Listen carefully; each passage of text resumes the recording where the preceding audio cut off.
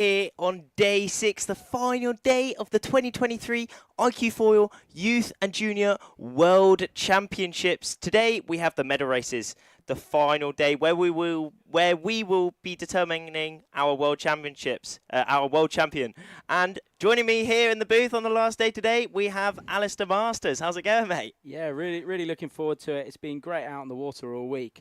And actually now it's good to see the event come to its climax and the winner's been decided. We have the breeze filling in. I think we've got 10 to 11 knots on the course area right now. And then the start isn't too far away. Yeah, no, it's coming up very soon. Stay glued to your screens. This is going to be awesome stuff. We are back out here on course area B, where we will be having the under-19 men and women, and it's going to be absolutely epic. And with that said, let's have a look at some of the contenders that could be ready to get that World Championship title.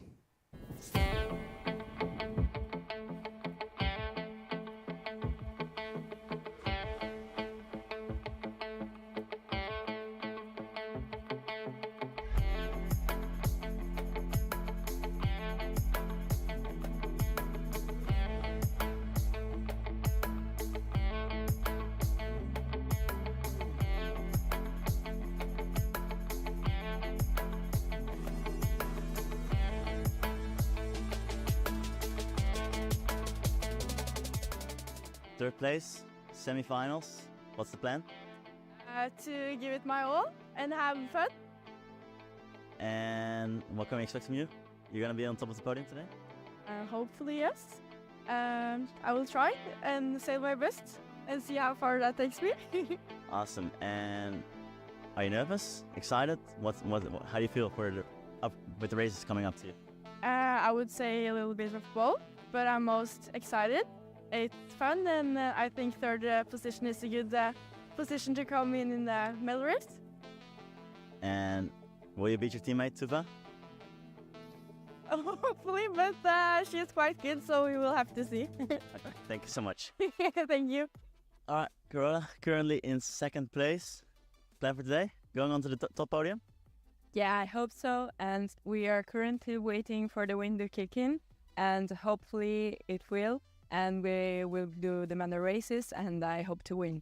So what's your whole expectation for today? I think we were going to do maybe slalom in the first races and maybe switch to the medal series course because the wind will be a little light.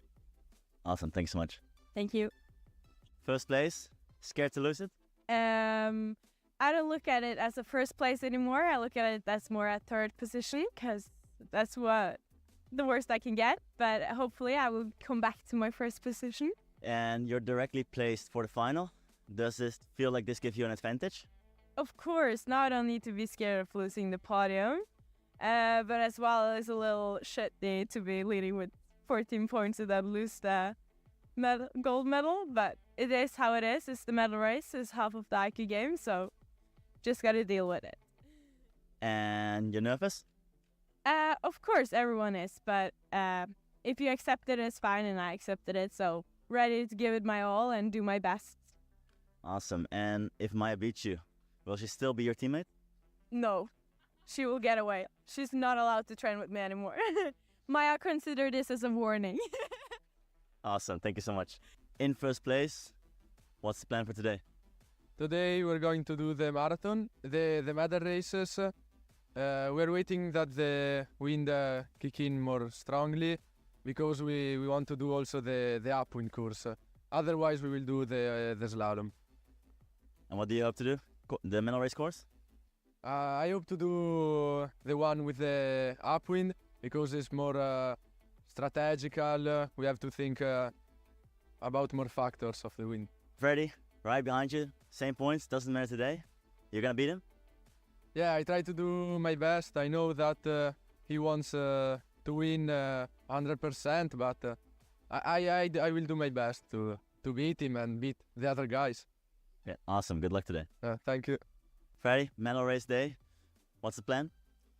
Yeah, it's medal race day. We'll probably be doing slalom. It'll be light winds, lots of pumping, lots of tension, and hopefully we'll manage to make them happen.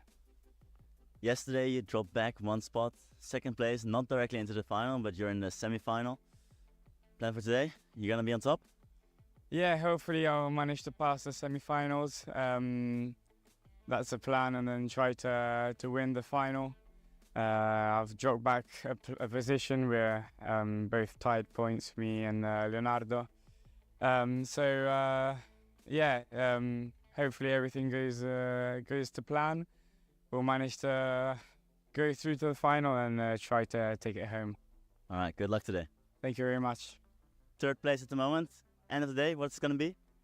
First, I'm gonna fight for the first for sure. Do my best, put everything I can, and push my limits. You nervous for racing? Of course, always nervous. Always want to do your best, but don't want to fail. But it's part of the game. You think you can beat Freddy and Leo and make it to the top of the podium? I think it is possible. If it's my race, my day, it's easily possible. But yeah, just have to do my best and focus on myself. Awesome, good luck out there. Thank you.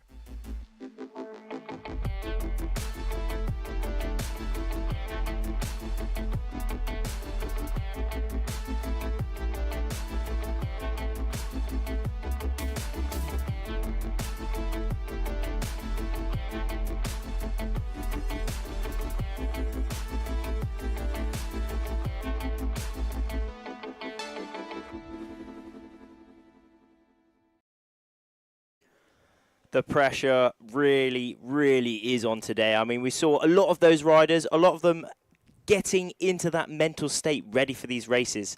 It is very savage, this format, and it proves some absolutely epic action, and I'm sure we're going to get that action coming up very soon. And we are looking at that boat at the minute. We are seeing that AP flag. How's it going, everyone?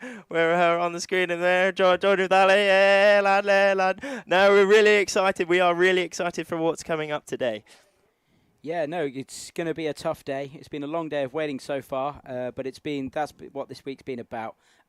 Those who've brought themselves into this top 10, actually, they've sat it out. They've kept their focus during the postponements and actually turned it on and delivered when it counts. We've seen some great performances through the week, and I think everyone's done so well in a variety of conditions to make that top 10. Yeah, we really have had a range this week, haven't they?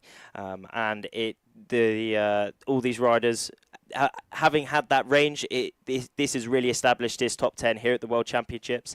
And with that, let's have a look at the starting grid that's coming up. We're into the quarterfinals, so that's from 4th to 10th place. They're competing out for the top 2 to make it through to the semi-final, see if they can keep progressing up and take themselves towards the win. There we are. So, yeah, in that 4th place, we do have Stas. Noe is also in there. Igor, Boris, Jacopo, Maciek, and in that 10th place, Ramon. But the amazing thing about this medal race series, anyone inside that top 10 does have a shot at getting that world title. Even Ramon in that 10th place, if everything goes well for him, if he qualifies from this quarterfinal into that semi-final and then into the final, he can get that world title. Moving into that semi-final. So what will happen? That quarterfinal, the top 2 in that race will join Freddy and Davis, who are currently 2nd and 3rd overall. But once they are in that semi-final, everyone has an equal chance. Whoever wins, whoever comes 1st and 2nd in that race joins the person who is currently leading the competition, who is Leonardo Tomasini.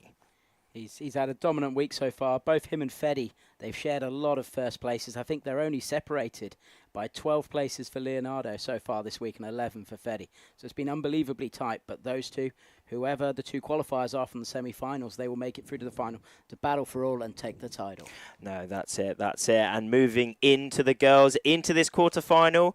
In this quarterfinal for the under-19 women, we have Christina in that 4th place position, Nella, her teammate, and Lena also in there, Sophia Meyer, Germany 1247, Barbara, Alexandra, and Merve in that 10th place position. Lot of experience within that group, really. So many medal races, both under 21, under 17, and so they know what it takes to actually turn it into that top 2 spots to make the semi. Exactly. All these riders do have insane amounts of experience here in the iQFOiL class and windsurfing and sailing overall, and they've been at the top of the game, and they are really at the top of their game at the minute as Carola comes into this medal race series in second place. Maya Giesler, Carola, she is the European vice champion at the minute, so for sure she'll be really wanting to pick up that world title, but it is Tuva who got that ticket straight away into the under-19 women's final, currently leading the competition, and whoever qualifies from that semi-final joins Tuva in that grand final. Yeah, it's all to play for. Tuva's had a great week, but actually with that little black flag at the end of the regatta, you know, can she keep the focus, or get the focus back on now to deliver as it counts? We're looking at the race course.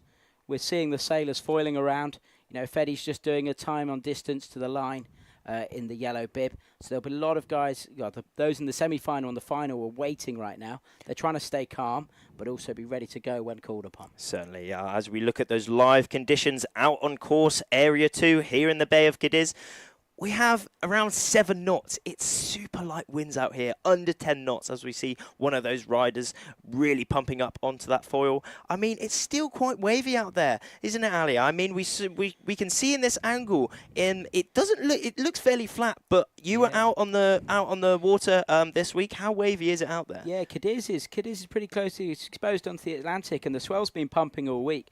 So yeah, we could see those lines running downwind and across the course.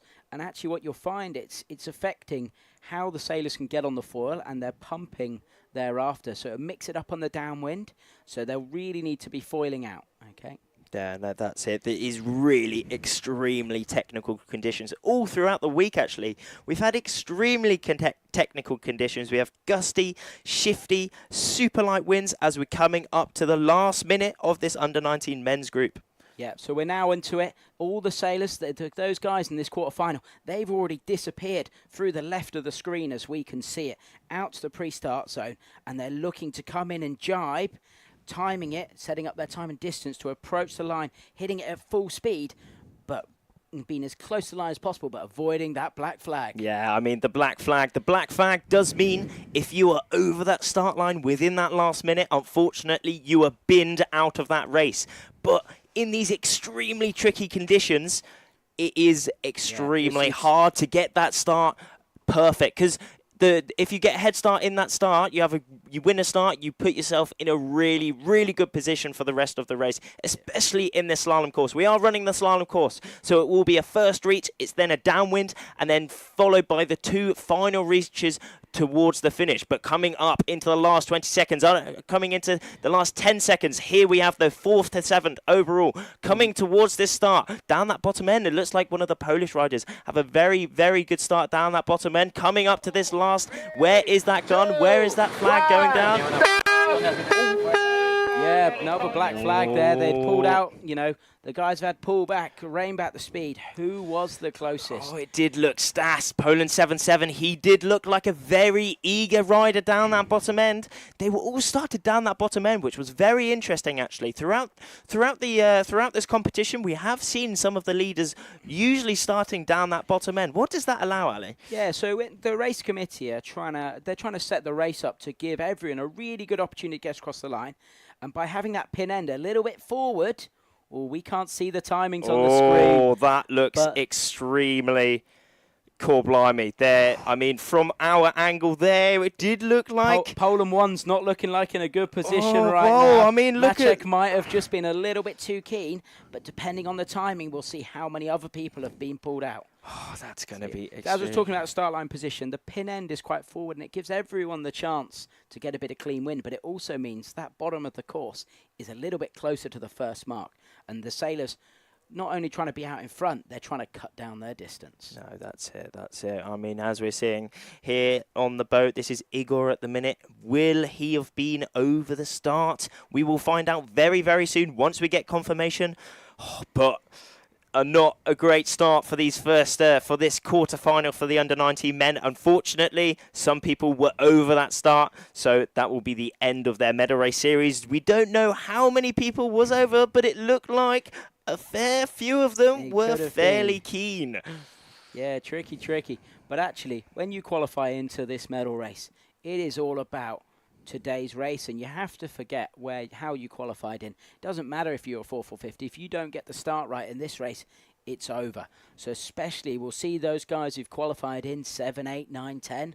They're really looking to attack in and win the start, because that could be the deciding factor that takes them through to the semi-finals. Exactly. I mean, this is really one of the beauties about this Meta Race series. It's so exhilarating, so thrilling to watch, as it's so savage. It's absolutely amazing. I mean, for some of these riders, they, as you said, they are pushing to the absolute max. Ramon, coming into this Meta Race series in 10th, has exactly the same chance as Stas, who came into it in 4th. So it is all or nothing, as you said, on this start. As it's such light winds, it's really tricky stuff. You have to bang that start as soon as possible. And now we're seeing all the competitors and the coaches waiting around that committee boat.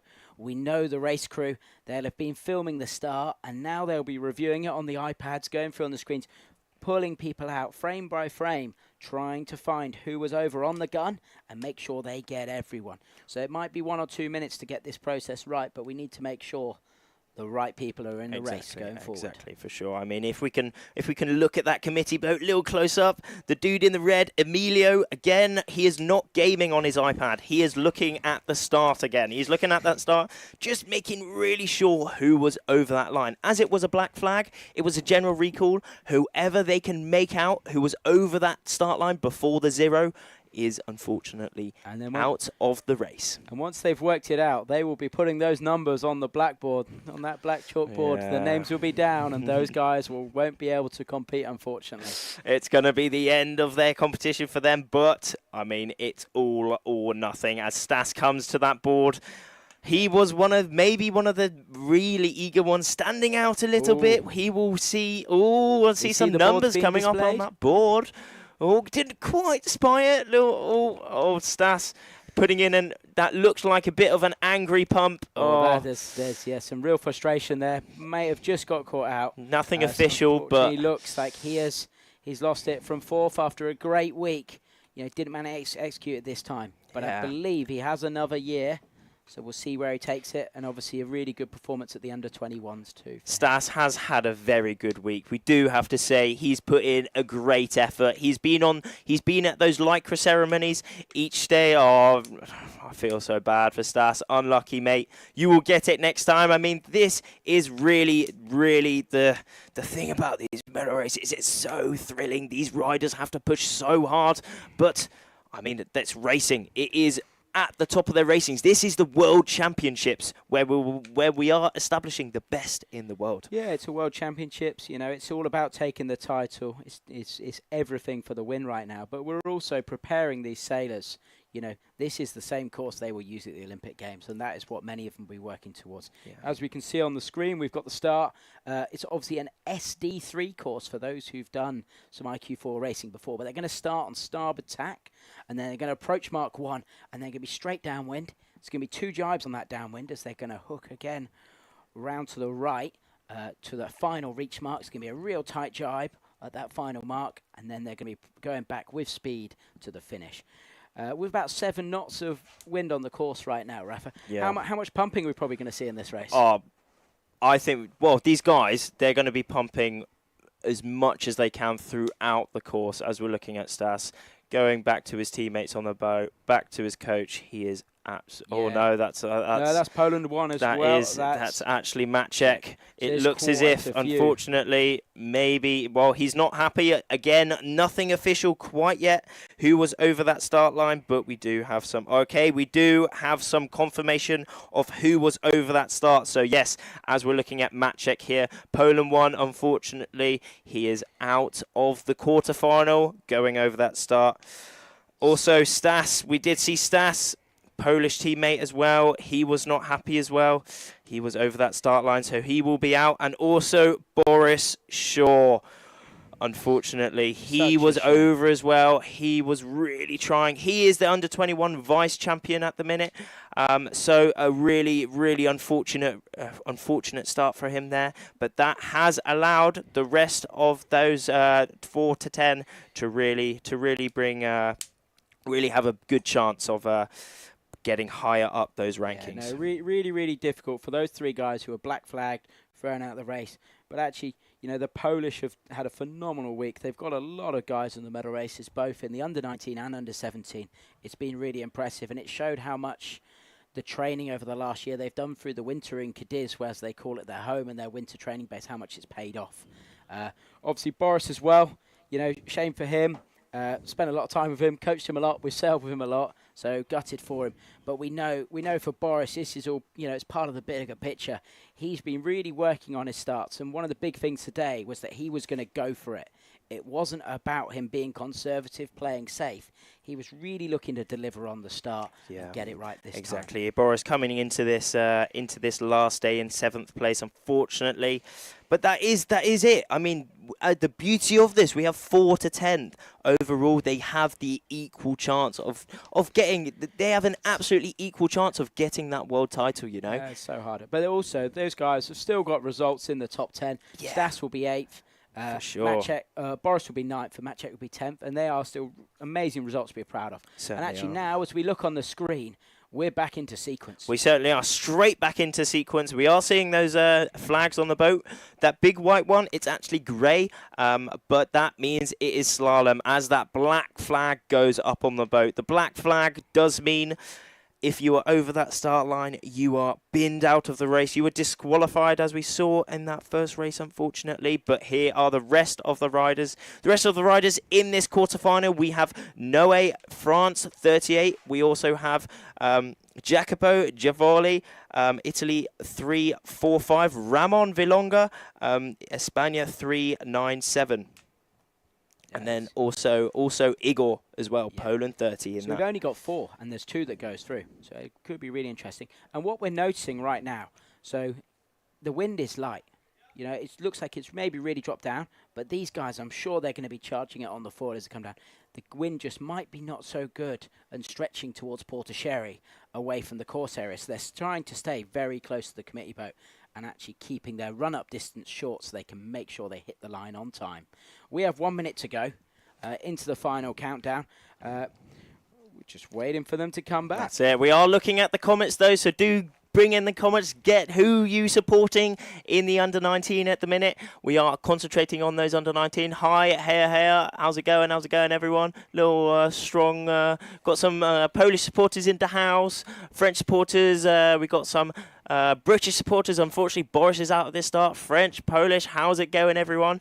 Sandro Portun. Got some more Polish in it. But as we're coming into this last 20 seconds of the rerun of this men's under-19 quarterfinal on the last day, the medal race series is coming up very soon. For sure, these riders will be coming across left to right of our screens at the minute. We are on that start line, though. That committee boat, that white boat, and that red boat down the bottom does mark that start. But here they are. 3 on the foil. Coming so through. We've got Igor leading him, but he's early again. Oh, great start from Igor there. Down that bottom end, closely followed by Noé, though. And then just behind him, we do have Jacopo. But Igor having a great start, almost winning that start. We can say he did win that start, actually, but closely followed by Noé, France 38, as they make their way down their first reach towards that reaching mark. But they are leading out. It's super light winds, under 10 knots. We did see around 7 knots of wind out on the course. So it's extremely light, but they are working to get every little bit of power, every little bit of speed out of this iQFOiL equipment. But they will be making their way towards this reaching mark now. Both Igor and Noé putting in some pumps, really trying to extend their lead, maybe attack Igor as well. But where is that first mark? We see Igor just stretching, leading out to this first mark. He's on the uphill. He's trying to save up his energy. Have nice ride height on the floor. Be nice high up in the air, cutting down the drag and preparing for this downwind. This is going to be the hardest downwind he's had all week. Desperately trying to sail on the foil as they approach the mark. There is that mark there, rounding their first mark. Igor currently in first place, winning this quarterfinal in the minute, but closely behind him we do have Noé. But look how light it really is on the water. We see on the left of our screens, those are the jury boats, which is a bit different in the medal race series. So the jury boats follow the riders, and then if there are any protests, any rule breaks, they do decide those decisions out on the water in real time. Interestingly, most of the guys have opted for a straight set, and they've just bared away, and they've not done a jibe, so they're keeping going. So obviously the wind is coming off the Cadiz, the Bay of Cadiz, Oh, and under the bridge. just and going Igor quite dropping off the Ooh. foil there. Oh, both Igor and Jacopo dropping off the foil. Noe really putting in some big pumps to try get back up onto the foil, but we can see how light it really is. Will Noe get back up onto the foil? well. Yeah. He's bumping Yeah. so hard. Noah's He's doing on the a edge. great job. Big family of windsurfers. Obviously, brother, did well, came 5th at the Youth Olympics. Sister, very successful techno world champion before she switched to kiting. And now No really has committed himself to the foil. But unfortunately, this breeze, after a great powered up first reach, has gone a bit flat. We're seeing some scooping pumping. Do you remember that? Yeah, scooping pumping the old RSX and the old techno, bringing back the roots. But I'll tell you what, this is a lot cooler. The foiling discipline it's in it. so much faster and more enjoyable. But actually, Exactly. right now, these sailors are focusing on getting to the finish as quick as they can. Yes, we know the breeze has dropped down to a little low. Oh no, nose turn round, which is a good chance the race There has been is that abandoned. boat. Yeah, there we see that boat razzing across the water on the course right now. There is that dark blue and white checkered flag that That is signals, flag end. but Do you know what that is, Rafa? November flag. End of cancellation of that race. Indeed. So. This- That is it. We obviously, the reason for that, there is that start though. Igor having an absolutely banging start he there was from very Igor. close. I God reckon his blimey. coaches were pretty stressed then. He was threading the needle there, wasn't he? Oh. But that allowed him to get an early lead in this race. Really very nice lead even. But yeah, imagine just the amount that his coaches will be sweating over that. The amount of work that they put in with Igor. Oh, so much stress there. I can't describe it as a coach myself, going through the motions. Yeah, IQ Games in Torbole, I was there with the seniors a few weeks ago, and it's still the same. You're living it with the athletes. Obviously, it's their achievement, and they're completely in control. But it's heart and mouth. Just can't even describe. Yeah, it's so I mean, stressful at it times. is big emotions, as we did see Stas and Maciek, unfortunately, going over that first start. We did see a lot of emotion coming out of them. For sure, that is big emotion time as they worked so hard throughout the week. Just going over that start, but they can be extremely happy with how they did, picking up top 10 results here at this World Championship. But it proves for some absolutely exhilarating racing. It is all or nothing, isn't it? Absolutely all or nothing. It's so exciting. Yeah, it's tough. It's hard, but it's what we live for. And everyone's getting really used to the format, and actually people are reveling it. Some people are focusing on their skills going into that medal race, making sure they execute today. It's not all necessarily about being in the top 3 before today, but it's about delivering on the day. Yeah. The athletes are back on the coach boats. Back on the coach boats, yeah. They're taking another little rest. I mean, we're looking at those live conditions now. It's dropped maybe a bit too much. We have around 5 knots on the course. That's absolute balls up wind, isn't it? Nothing out there. Yeah, we can see the water. I mean, there's a little bit of chop out there, a little bit of swell, but there really is nothing out there, unfortunately, right now. But for sure, the wind will be coming straight back very soon. Hopefully, wind gods. Let's make a little prayer. Let's make a little prayer. Amen for the wind god to bring back just a little bit, just enough. I mean, the lower end limit for these IQ riders at the minute, it's around 6-7 knots, isn't it? So we are really on the limit. Yeah, it's going to be tight push. But actually, as we can see through the camera, Fede Poloni's doing another time on distance into that start. Oh, no, sorry, that's Leonardo.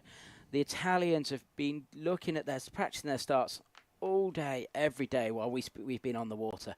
So he's running up, trying to hit the line at speed, hit it at top of the clock on 0-0. So even though they're not in the race, they're still practicing.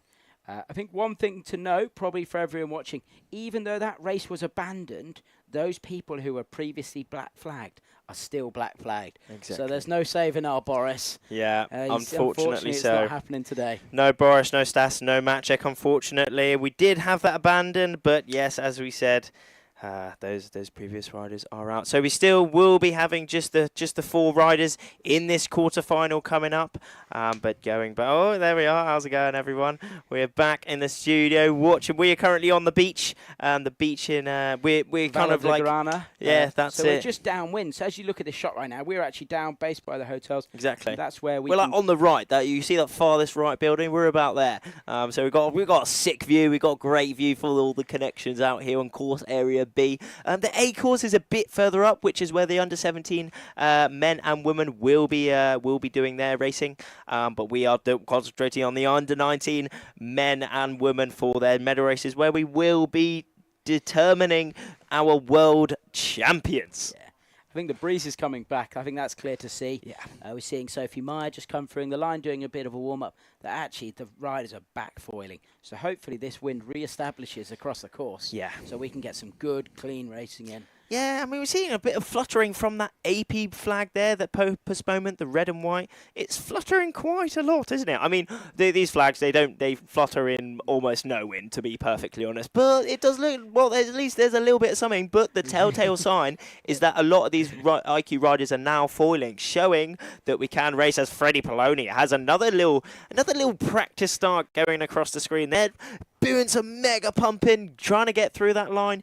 Exactly on that gun. Hopefully he will be having a good start, unlike some of the rest who did jump that gun just a touch. But this is the thing about these really light winds, you know. You really have to have a perfect start. As soon as there's someone rolling you on top of you, you get the really dirty air, and in this super light winds, dirty air, it's game over, isn't it? Yeah. It really is. We see the coaches coming back up, so it's obviously a good sign that we're soon to be racing. They're even getting back on their kit. So hopefully we'll be back in shortly. But yeah, these starts, absolutely manic. Yeah. So much pressure on it. And soon as you are even half a board length behind, you're already feeling half a knot, 2 knots less breeze in the sail, and you're really struggling. And when you're behind, it feels game over. It's like someone's wafting you of a fan, just disturbing all the breeze. And it's so hard to keep it going. It is extremely hard. As we just saw Merv and Alexandra just coming across the screen there, they were going quite well on the reaching, weren't they, actually? I mean, they are fully foiling now. Another rider down that bottom end, just getting prepared, and we are going to see when that AP flag just lowers, but it's coming up soon as we go to some more of the comments. Let's see how is everyone doing here today. Well, let's see where we left off. Reposen Ra, indeed. Yeah. Well, we got a lot of support. Okay, and we are going to a reporter in the field, or reporter on the water. Ooh. A reporter on the water. Wow. Let's see who they're talking. As you can see, the wind is really light out here. Here at the start, I would say it's still suitable conditions, but down there at the first mark, we have extremely light winds. I would say 4 knots, so just not foilable. Everyone dropped off the foil there. It's not looking good at the moment. The wind seems to slowly increase still, so still good hopes for some racing. And let's hope we get those medal races in. Back to the studio. Thank you very much, Luke. You know, it's great to know what the wind's actually like out there. It's a shame that Mark 1 it's a little bit light, but hopefully the race officers will make the changes. You know, they could make the reach a little bit shorter. Yeah, that's it. I mean, anything can be adjusted, really, just to make these medal races happen. I mean, it's full power. I mean, not quite full power at the minute, but it's full power for their head, you know. It is. Everything is in this race, and especially when it's such light winds, your mental game really has to be there. It's only a 3 to 5 minute race, so actually it might not be so far in these conditions. But this has been one of the challenges. Course Bravo has proved pretty difficult all week. You know, for me, it was frustrating on the water. Definitely went to speak to the race committee quite a lot during the regatta, and I'm sure for Rafty it's also been really challenging as the breeze has filled in and out. But actually, if we were to spin round, directly upwind is Cadiz Old Town. And the port, it really disturbs the wind. Great sailing and great scenery, but leaves us just teasing us. Yeah, it's just tickling, isn't it? It's doing a little tickle on us. I mean, it's one of those tickles that aren't very enjoyable, though. It's like, it's tickling a little bit, but I want to be tickled a bit more and watch some racing, you know what I mean? Oh, we definitely want to see the action. But there we have Maya and Tuva on their boat at the minute. The 2 Norwegian girls rocking their yellow and red bibs. Tuva coming into this last day in first place, and Maya in that third place, rocking that red bib. And they have had a very, very good week so far, haven't they? Yeah, Tuva really dominating. Really impressive performance, a lot of victories. But actually, if we look at Tuva, like, super strong, but she really burst onto the scene last year in Brest. Yeah. It was the European Championships, and wow, came in 10th. And she can kill it on a reach. Full send. Full send, and she copped the win, didn't she? Oh, just she copped the win last year. Everyone. Exactly. It was so tough for those guys, but she had that pace on the reach. She is a proper sender. That's one of the sick things about Tuva. She just goes, she's go hard or go home. A proper shredder, which is just sick to see. Yeah. Got some of the Spanish on boat, Puerto Sherry on the old boat, Rooney. We've got a lot of spectators out on the water today, haven't we? You know, for a lot of the sailors, there's only 40 sailors make these medal races, but it's been a massive event. We've had 370 sailors, huge numbers. We see James and Boris as well. That's such a shame. Oh, that's obviously such L's. It's all about enjoying the event. Yeah. And coming out on the water right now, it's great to experience the race. There's probably 100 athletes at least out there watching. That's it. Yeah, it's a good opportunity to learn about how the medal races run. That's it. What the leaders are doing. You know, what is that special X factor they've got that's really helping them jump out in front and putting them to the top? Yeah, and also just soaking it up. This could be so inspiring for them. Yeah, no, that's it. As we did see Boris Shaw waiting on his boat with James Hatcher, his coach. But I mean, he was out of that start, unfortunately, so his medal race series is up. But he's just chilling out on the water, having a good time, as you said, watching the other athletes. What happens there? But that AP flag is still up on the boat, unfortunately. We do see one of the French riders just foiling, cruising through the line there. But there we have that start. The start is, you see that big white boat with the old flags on it. That is one end of the start. And then we just see in the middle of the screen that big the red buoy. That marks the other line, the other end of the line. As we look to the questions, there's a question from, I think this is Gu, who's just asked where the wind is.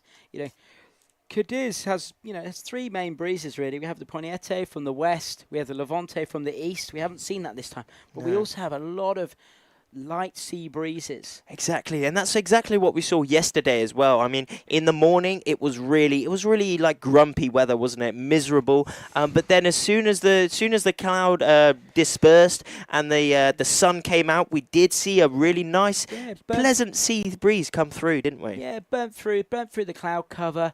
Land started to heat up a bit. That convection still started going. Oh. And we're going to go to a little interview with Boris Shaw, who was chilling on the boat that we just saw. Yeah. All right, we're here with Boris. Boris, not the best start of the day. What happened? So it was a pretty light wind start. I'd say sort of lows of 6, 7. So it was always going to be tricky.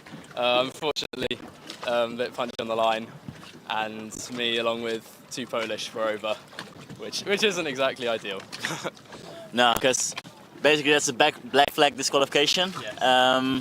This means you're out of the race and basically out of the medal series, right? Yeah. Unfortunately, now it's only 4 boys in the quarters, and as I got a black flag, I think I'll 9th, as long as it goes ahead, yeah.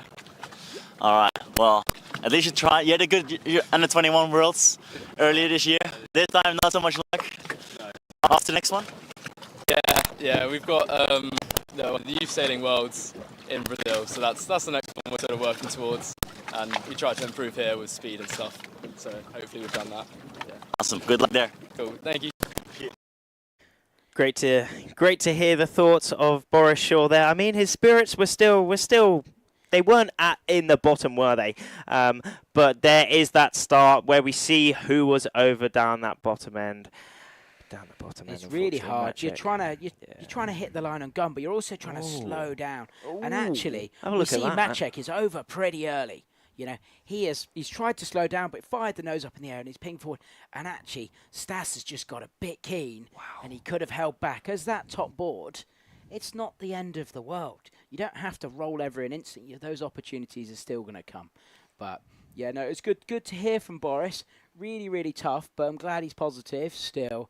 And as he mentioned, this is all in build-up. You know, this is the Class iQFOiL World Championships, But also, we've got the bigger picture. It's that World Sailing Youth World Championships out in Buzios, Brazil. Yeah, that's going to be a good one for for all these races, isn't it? Oh, Isn't my it? goodness. That's going to be a dreamy one in Brazil. Buzios is incredible. Buzios, is it a booze up? Will Buzios be a booze up? But, I was lucky to go for the World Sailing Worlds back there in 2009, showing my age, being the granddad now. The sailing is just magical. You're just sailing in paradise. It'll be 25 degrees, perfect northeasterly breeze, and I wish I was going back there. I know you're going for a wing event. Well, yeah, I'm going to a cheeky bit of Brazil. Oh, it's a lovely place. But I mean, the Bay of Cadiz is lovely as well. It's good. And so and for the Youth Sailing Worlds, that #1 sailor from each country qualifies to go. So it is the very best. Maybe we miss some of those extra Polish, French, Italians, but actually they're all competing to be #1. That's it. Most nations have already selected their teams. Yeah. But we're really seeing some nations show their depth here and their strength. The Polish all over. We're not really talking about the Italians because we're not in the semi-final or the exactly. finals. I mean, we are seeing Freddie, and also Leo in really high up, and also Carola in the girls really high up as well. Really, really, really strong. They're doing very well, aren't they? Yeah, extremely well. And yeah, but it's going sweet. It is going very sweet. And as you said, that Youth Worlds, which this is a qualifier for the majority of these countries, it's quite cool because it almost it's similar to the Olympic Games, isn't it? Where only one from each country gets selected. Yeah, it's a closed event. Actually everyone is cooped up. You're all in one hotel. All the nations are together. You coach from a pirate ship. It's madness. Ah, swag. All the coaches are basically on a pirate no ship. way. We're a three-masted swag. boat. It's absolutely madness. And it's hard to get the words. It's actually just fun. Yeah, it's like the Olympics, but it's just that it's that Youth Olympics for those kids, and it's readying them for. So we know the big team managers and the head of the Olympic teams are looking at that event, and they're looking at these because they want to see how the sailors handle the pressure to deliver on the day. Yeah. I mean, we are seeing probably maybe behind the scenes some as you said, some people high up federations here, and we also saw earlier in the week the owner of Starboard, Svein, was here having a look round, just chilling, having a look up. Well, for sure he was doing stuff. Now it was great to see Sven here this week. He's super passionate about growing the sport at a youth and junior level, and that starts at the very bottom. Yeah. So it's bringing all these new kids in. As I see some of my sailors out there right now. Well, yeah, there we are. 13-year-olds. Who's got the cap on? The swagging out bucket hat. Who could that be? Swagging out bucket hat is Henry Bloodworth. Oh, we've also got Darcy on the front, on the swagging out bucket hat as Christina just razzes past us, just cruising out.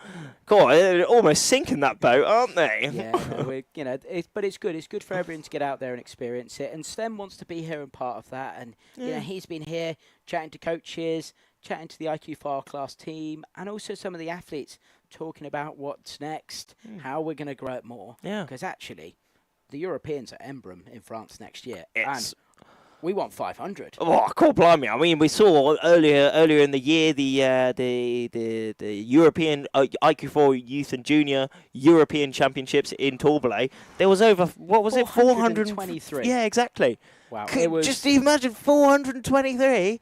Holy moly. That's mega amounts, isn't it? Absolute mega. It's really good to see the class going in a positive direction and people getting involved. And actually, we're seeing sailors. Yeah, we were having a chat with Sophia Meyer this morning that everyone's coming from a different route. And although her dad obviously was a windsurfer for a long time, that she came through the Optimist pathway and now has made that jump across to Techno and the iQFOiL and has progressed through really nicely. Yeah. So, doesn't matter where you are. If you're watching this, 12, 13, 14, whatever sailing class you're involved in, IQ it can be and definitely should be for you. Yeah, no, it certainly is. You get on the board, get on the foil, maybe chuck on a tiny sail if you're a tiny little person. I mean, what we've seen some races under the age of 10 foiling even. That is just pretty sick, isn't it? I mean, that's the thing. I mean, Personally, I mean, I have tried one of the old optimists and lasers before, and yeah, I had a really good time like turtling it and like capsizing and getting thrown off the front. But it's nothing compared to iQFOiL when you're like going like over 20 knots, almost like you're going 30 knots down some powered up reaches. You know, it's so fast. You know, iQFOiL, it's just there's so much adrenaline. It's inspiring the kids and everyone loves it. If you give it a try, it's a great crack. It's and epic. Actually, in these big fleets, there's it's not just about who can safely foil it. There's so much positioning, tactics, other parts of the sport that are all coming in to make those complete sailors. Yeah. Which is really cool to see. Yeah. And No, it's sick, and we are seeing like some of these foiling disciplines now starting to be part of the pathway to some of these huge competitions, say Sail GP and America's Cup. They are really adopting some of these foiling disciplines that seeing that a lot of these skills are super beneficial to these new fast foiling boats at the top of sailing. yeah, like Sail GP is a great example because their last event was actually in Cadiz. It was only 2 indeed, weeks wasn't ago. it? Yeah. Literally here. They were also plighted with some light winds on the final day, so it feels like it's pretty similar. Yeah, But actually, that confidence on the foil, that confidence looking for speed, because those crafts are massive. Oh, they're chungus, aren't they? Chungus. What, they're 50 foot long, they're pretty wide as well. They're still trying to piece through those gaps at 30 plus knots. And we're looking for these kids to do it as well. Exactly. And so it's super enjoyable to coach as well. I'm coaching guys, I've got, they're all doing all sorts of stuff, but there's a 40, I'm coaching a 40-year-old, but I'm also, on the other spectrum of it, trying to inspire new kids into sport. And we've got kids who are 9, 10 going foiling, and the foil mast is actually higher and taller than what they are when they're sailing on the kit. Right. There is no age. If you are, I think if you're seeing it for the first time, the racing today, if you want to get involved in the sport, if you're in the foot straps and the harness, it's time. You're there. No, that's it. You just need to, and it's also having a awareness of the wind, how that works. That's probably one of the mental games you have to get over. But it's once you really understand how the wind works, it's really cool, and that's one of those other aspects that's really amazing about here. You have the speed, you have the technique, but you also have the mental game, which it could even be more important once you do have that technique, isn't it? Yeah, I think we're seeing at the medal race situation right now, that mental game is important, but also in just the basic riding. You need to be able to concentrate you're really on that ride out in the foil and feel the foil and let it take you to see that enjoyment from it. I know we've still got a fair few people watching on the live stream. Obviously, actually, no, there's good breeze. Do share this live stream everywhere. Let's get these numbers absolutely mega. Let's try show everyone how amazing this racing is. I mean, it's super light winds. We haven't got the most ideal of conditions out here, but we are still gonna be putting on a show. So get everyone round, bring it around the TV, round the computer, and share it all around. And let's spread the stoke as we go back to those comments. Let's see who's in the house. We got some British supporters in here. We got some Polish supporters, some French as well. So Rafa, we're back on. So we're looking at the drone. If you're looking at the screen right now, they're just looking at the junior course. So you haven't seen as much as Alpha this week. Obviously, we can't send the drones up there. It's very close to a military base. It is. That is the reason. It's close to the Navy base, which is why we haven't been able to get some footage out there on Alpha Course. But we have been getting some amazing footage out here on Beta Course. But there it is. Those are the under 17 men and women racing out their medal race series. And we will see also. So do check the results. Do check the website to see how they are getting along. They've got a little bit more wind out there. I think they've actually completed the quarters for the boys, and they're getting ready for the girls' start. We can obviously see a starts in process, but it might be actually this course a little bit further away right now.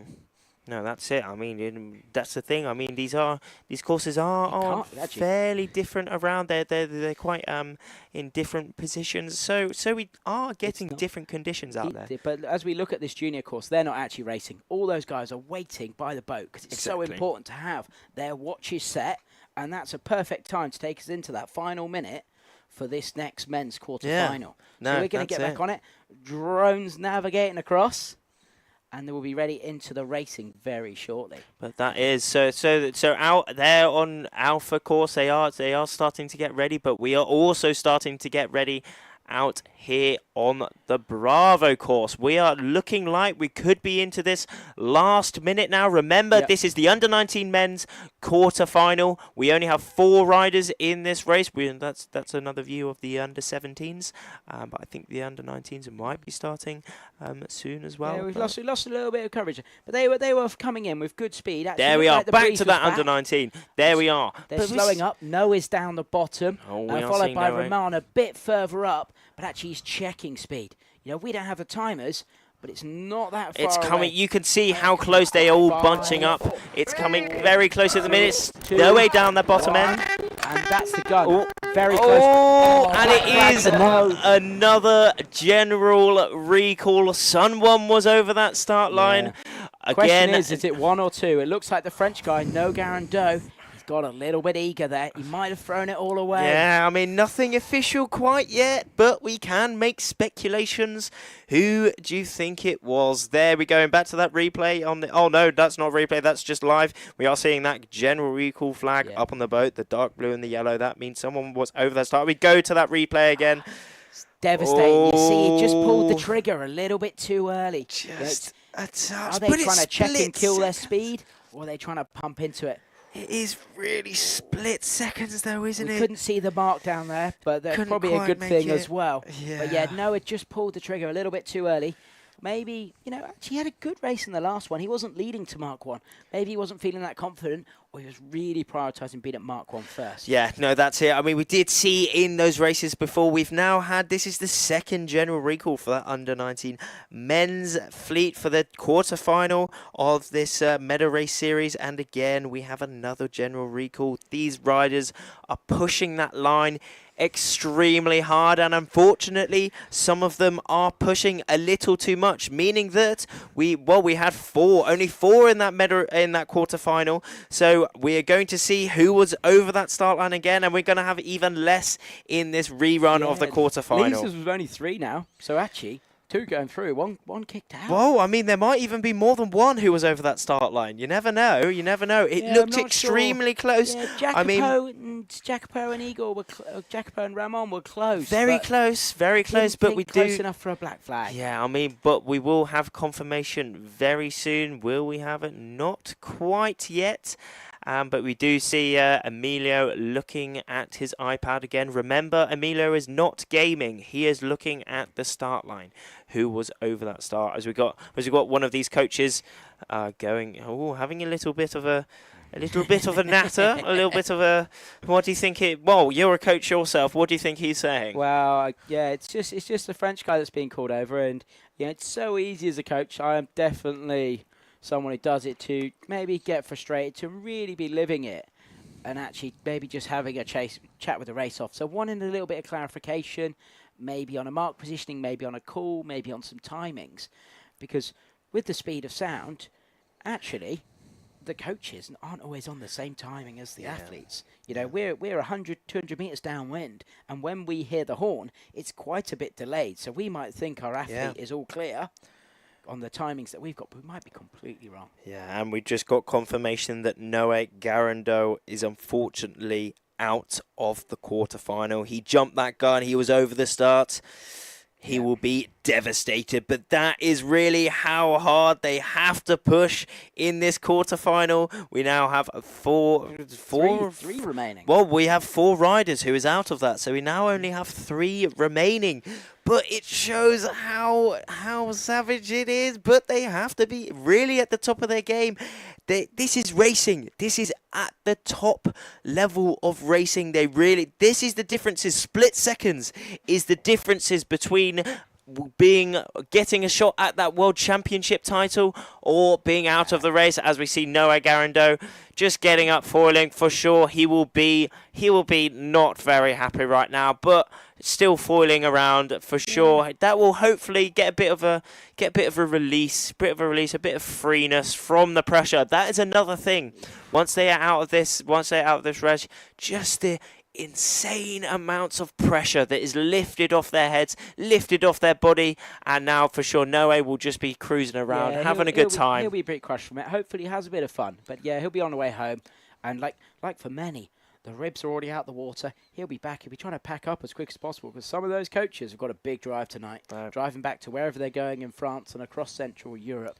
Massive commitments from those parents and coaches to get all the athletes here, all the equipment and all the kit. Yeah, I mean, you say for a lot of these guys, there is a big drive at the end of the day, but for the majority of the people, there will be a big party at the end of the day. Right. So we are looking forward to that. I mean, of course, you would be talking about that, Rafferty. You know, I've always had to coach Rafferty. Proved many challenges through the years. What are you trying to say? You're always there to have a great time. We love it. We really appreciate your enthusiasm, your energy to it.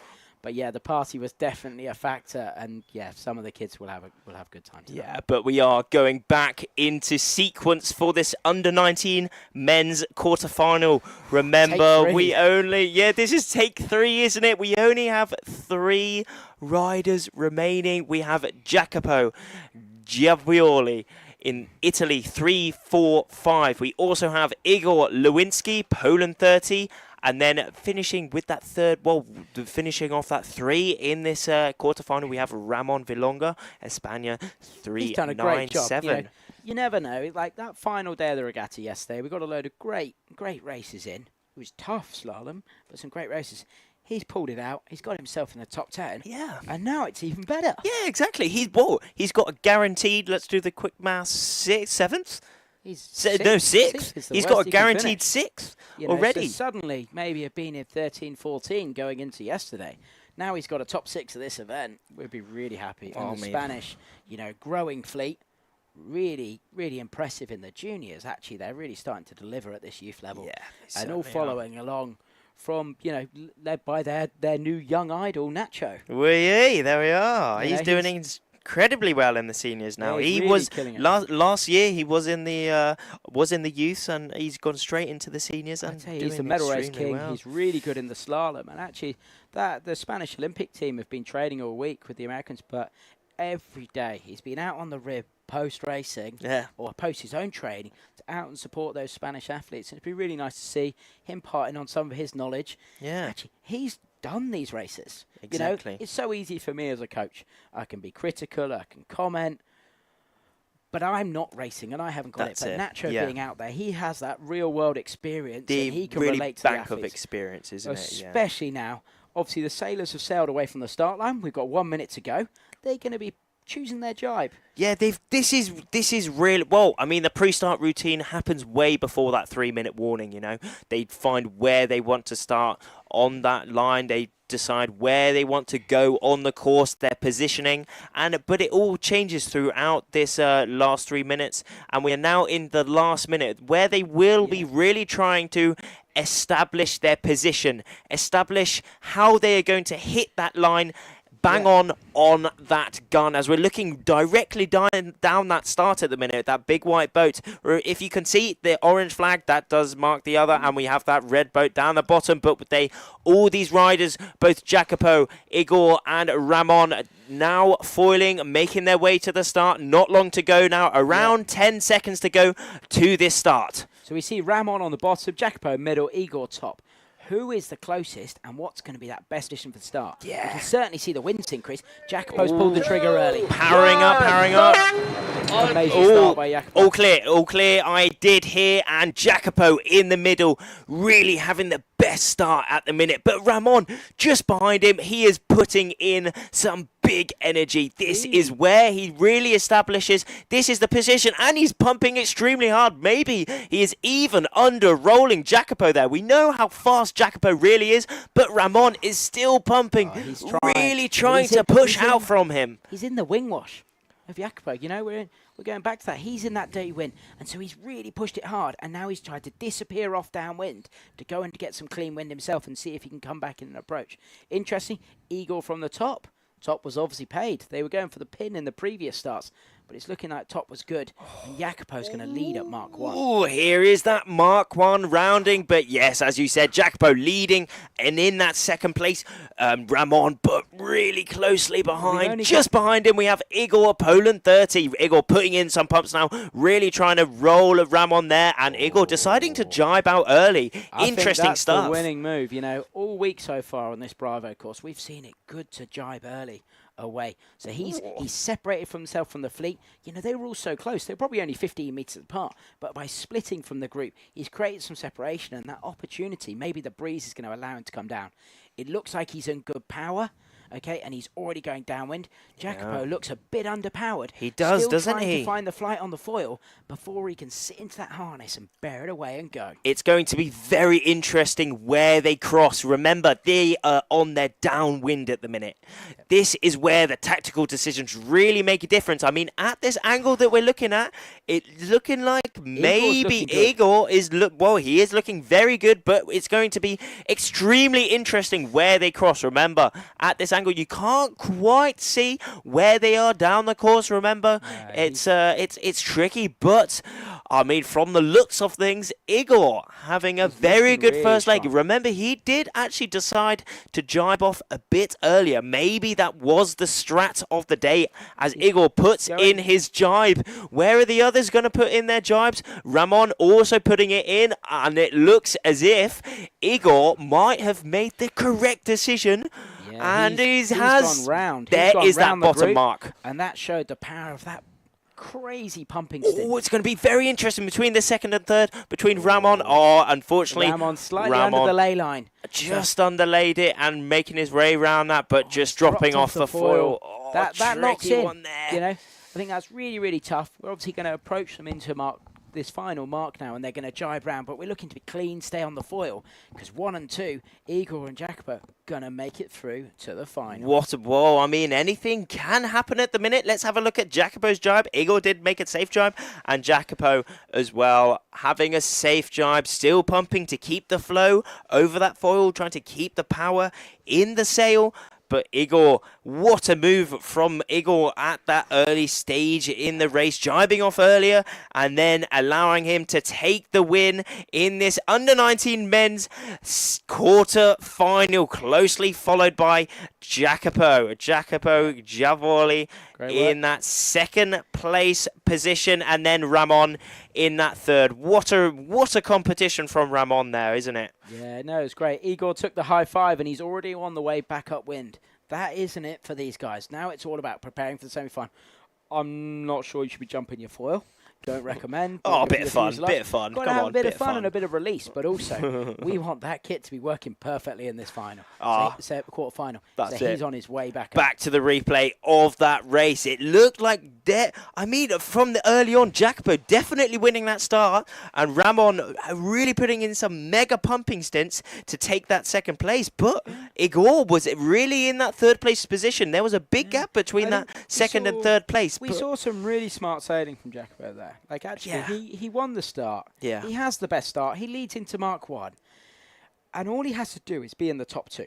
There is that moment where Igor makes the best decision in that race, though, deciding to jibe off early. Maybe he saw a bit of pressure, a bit of wind coming down that other side, and that allowed him to take the lead in that race right there. His last jibe on the downwind and taking a very tasty lead to Jacopo and Ramon in that second and third place. Jacopo just stayed in the middle. You know, got to be conservative. There's times to not take too many risks in this semi-final. So he just jibes in the middle. He's put himself a good start in the lead. Because actually, where he finishes in this quarter-final does not matter. As long as he's through, That's one of the very important things. It's about building that experience, building your confidence in the starting to take it through. Because actually, we see it in these slalom starts all the time. When you've done, through lots and lots of practice, actually you feel the timings, and you're going to be able to nail it in the semis, nail it in the finals. As we go to those 3 riders in that quarterfinal, we have Igor winning the race, taking a place in that semi-final. Jacopo just behind him, also taking that second spot in the in that semi-final, and then we also have Ramon taking the third place. What a competition from Ramon there, picking up that 6th place overall. No, really good. And now, as we'll split to the women's, but with the Italians, they've got 3 Italians now in the top 5. Cool, blimey. It's impressive work. Obviously, national team coach Mauro Covera is here. He's been working with Fedi quite a lot in the run-up to Buzios. Let's go to an interview with Jacopo, the second. All right, Jacopo, second place. That means you're off to the semi-finals. How is it for you? Yeah, complete the mission. I had a good start, and then I bumped a lot, and so now I'm happy about this. I can imagine. How was the wind on the course? Very light was, but not really my condition. But I enjoyed it, and I did good, I have to say. Awesome! Congratulations. See you in the semi-finals. Yeah, see you. He certainly did good there, didn't he? Yeah. I mean, that's also one thing that you touched on a bit earlier. Qualifying, if you come top 2 in this quarterfinal or semi-final, that's all you need to do. It doesn't matter whether you win the race or come second. All you need to be is in that top 2 to qualify to the next round. Yeah, it's just taking it easy. Taking it easy. When you've only got 3 in the race, you just got to be smart, and that's what he did really well there. But Jacopo, as we're talking about Italians, he's a Tourmalet boy. Him and Leo are both at Tourmalet. That is their club. We obviously do enough events there. Love it. And Dario Pasta, their coach, was the coach of Nicola Renner, was the coach of Sophia Renner. Well, yeah. Actually, he has got so much experience in this medal race environment, and they are training these slalom starts all the time. Yeah. Every day they get the chance after school, on a Wednesday night after school, at the weekends. They were out there when I was there last in Garda, and they are putting in some Just serious banging hours it out to get quick on the reach and get really confident in their starting. Yeah, no, that's it. I mean, these riders these are the current top 10 riders here at the World Championships. They have done so much training leading up to this moment. I mean, and we're going back to there is this here. These are the quarterfinal under-19 women. Kristina Pinosova in that 4th place, also joined by her Czech teammate Nela Sadilkova. Lena Erzin in that 6th place. Sophia Meyer also in that quarterfinal. Barbara as well. Alexandra, and then Merve Vatan in that 10th place position. But remember, everyone is equal in this quarterfinal. Yeah, we've got a really competitive group of girls. You see a lot of the girls have already disappeared out of screen, out to the right towards the first markers. They do their pre-start routine. Good signs that we have got solid breeze. So they're doing their full out, back, and back, or out, back pre-start on the slalom. That's it, yeah. They are getting their slalom skills, getting ready, going through their pre-start routine. We are seeing the flags up on that boat at the minute, so they will be getting their watches done as we go to Kristina Pinosova, our current European champion.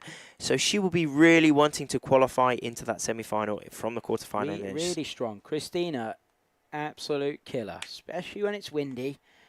When it's powered up on the reach and the upwind, she is so fast. This is obviously only the downwind slalom course, so it might not fully be to her strengths, but we'll see what she can do. Also, Alexandra, age 17, she's done 2 medal races in her time here. Highest event finish, she has been on that top spot on an international competition here. Another really, really good rider who definitely has the potential to secure the world title. I mean, anything can happen. It is pressure on and it is thrill on. Yeah, big teams. Loads of different riders from different nations in the women. Actually, it's not dominated by the Italians. I wish the Brits, the Polish. There's every nation's got a little bit of representation. Obviously, Czechs with 2 in this, so we're unlikely to see any team tactics. They're all going to be just going for it, trying to hit the start full power. Okay. But they are lining up now, ready for their start. This is their first race. This is the quarterfinal for the under-19 women coming up under a minute to go now. We see all of these riders foiling, all 1, 2, 3, 4, 5, 6, 7 of them. This is the 4th to 10th place coming up to the start. Yeah, interestingly, I think these guys are pretty early. We saw Barbara actually sail past them and jibe behind, and then we see Merv and Lena down the bottom, and they are quite a long way back. So they're going to hit the line with way more speed than those guys up the top already stalling. So we've got 15 seconds. We can't see the line yet. There is that mark. There's that pin end, though. I mean, we are seeing, as you said, up that bottom end. They are coming really close together, but then also that positioning as they speed up, really putting in their pumps, trying to accelerate down that bottom end, though. It looks like Christina. Yeah, great start from Christina on the bottom, followed by Sophia Meyer just above with Lena. Oh, no, it is a great start, though. It is a great start. But there we are. Christina having a great start down that bottom end. Also, I think that is Nella in the middle of our screens. Yes, both Czech riders having super good starts. I mean, maybe they're first and second at the minute, but Christina really putting some speed down on this first reach. We saw an unbelievable shot then from over the top, and it actually showed the gain just off the start. Exactly. You could see those bottom boards. They were already jumping out in front. It's amazing. And you can see Christina's already gone. And then Nella is also following over the top. Whereas the girls back towards the starboard end, it just wasn't so close to the mark. And even though they've got clean breeze, it's not put them in that top 2 position. Exactly. I mean, they all are converging to this first mark. Christina taking an early lead in this race. An early lead, but it is a very strong lead already. Sophia Meyer, Germany, taking that second spot so far, and Nella in that third place. And one of the riders, I think that was Lena, and also Merv, and also Barbara taking a jibe. We did see in that first race Igor taking a jibe early. That was the place to go. This is where the tactics really matter. Where is the pressure on the course? Where is this pressure? Downwind, as it looks maybe as if Sophia Meyer taking a really good line here, maybe even taking the lead in this race, but we will see. It's still not so windy. Obviously, underneath, normally we have more coach boats and more sailors. Actually, getting this medal race, the breeze is a lot cleaner. So this left-hand side, as we look down, looks advantageous. And actually, Sophia did a great jibe. When it's 8, 9 knots, there's so much in keeping the power, keeping the flow for your manoeuvre, and actually getting the rig in a position where you can really pump it and add the speed towards to get yourself going on that next angle. Yeah, as we look at Merve and also Barbara, both they're a the little Turkish bit behind rider right now, and I'm not sure what risks they're going to take. Yeah, there's so many risks pull it out to bring themselves into the top where is those pump, like really trying to pump down this downwind, as we see Lena taking a jibe and really pumping extremely hard to get back up onto this foil. But where is that ley line, you know? That was a very early jibe. But Sophia Meyer, taking a very good lead actually out of Christina there. At the top, we did see Christina having a nice lead, but almost that lead is completely swapped around between Sophia and Christina. But that's another very interesting thing. Where was that tactic? For sure, Sophia made a very good tactic down that downwind. Where was that wind? Maybe she saw a little bit of pressure. Maybe she saw she felt a switch, a gust, a switch in the wind. There was definitely more wind across. Agnieszka, the Polish sailor, kept going out to that right-hand side. You look down, it just didn't come in for her. But Sophia has missed the ley line as well. So that's 2 extra jibes. 2 extra jibes. What's that going to cost you? 20 metres, 30 metres, probably even nearly 10 seconds. Especially in this really light winds, you know. You want to be putting in as little manoeuvres as possible. Will Sophia make this ley line again? It's looking extremely when you complete close. That jibe, your board's lost some board speed, and actually you have to head up again to build the speed for you to go down. But Sophia's made it round, and Christina has made it round, so they're 1 and 2 going towards that final mark. Only just though. We did see Christina having a little bit of a touchdown there, because remember, the deeper you go, the less power and apparent wind you do have. I mean, the thing is, extremely in these light winds, you want to be on the perfect angle as possible to really allow the best speed and the best angle downwind as they round their last mark. Sophia Meyer currently leading this race, and Christina just behind her. Who is that in third place? It's That is Nella in indeed third. Nella. But it is still all pressure, all power on towards the finish. It is not held up right now. Nella's but not giving remember, up. It's like the final sprint on she's the rowing not machine. giving up. She is Where is absolutely that giving it some, trying to pump as hard as she can, see if she can bring herself back in. second and third place position. Remember, Sophia taking the win, banking herself in that semi-final. But where is that second and third spot? Sophia Meyer and Christina making it as well. We did see Anella in that third place position, picking up that sixth spot as the rest of the riders come through towards that line. But Christina and also Sophia picking up those top 2 spots, qualifying into that semi-final. I mean, Nella did give it a really good go on that last reach, didn't she? Really pumping as hard as she could, really putting in the training and on that It's only rowing. the final leg, you know. Actually, so much of it is done on the start. Yeah, and if we look at the start, Christina, Sophia, best starts in the fleet. So actually, they're the ones delivering at the end, which is why we saw the boys taking so much risk on the start, because it's so critical to There that is final that race. start. We did see, I mean, Nella up that top end. She had a very good start as well. Still very nice, However, the top 2 riders coming out from the bottom again of the line, which is very interesting. They know they have the speed. The risks of starting down the bottom end is that you can get rolled, and especially in these light winds, if you get rolled, if you get one of the riders going on top of you and covering your wind, you do run the risk of dropping off the foil and losing all your ground. But Sophia and also Christina really having the speed and allowing themselves to push out from the crowd and take the lead and take the top 2 spots in this quarterfinal. Yeah, that getting rolled analogy, we use it a lot. Some tries it's a bit negative, but it is the reality. It's just someone passing over the top and leaving that dirty wind behind them, underneath.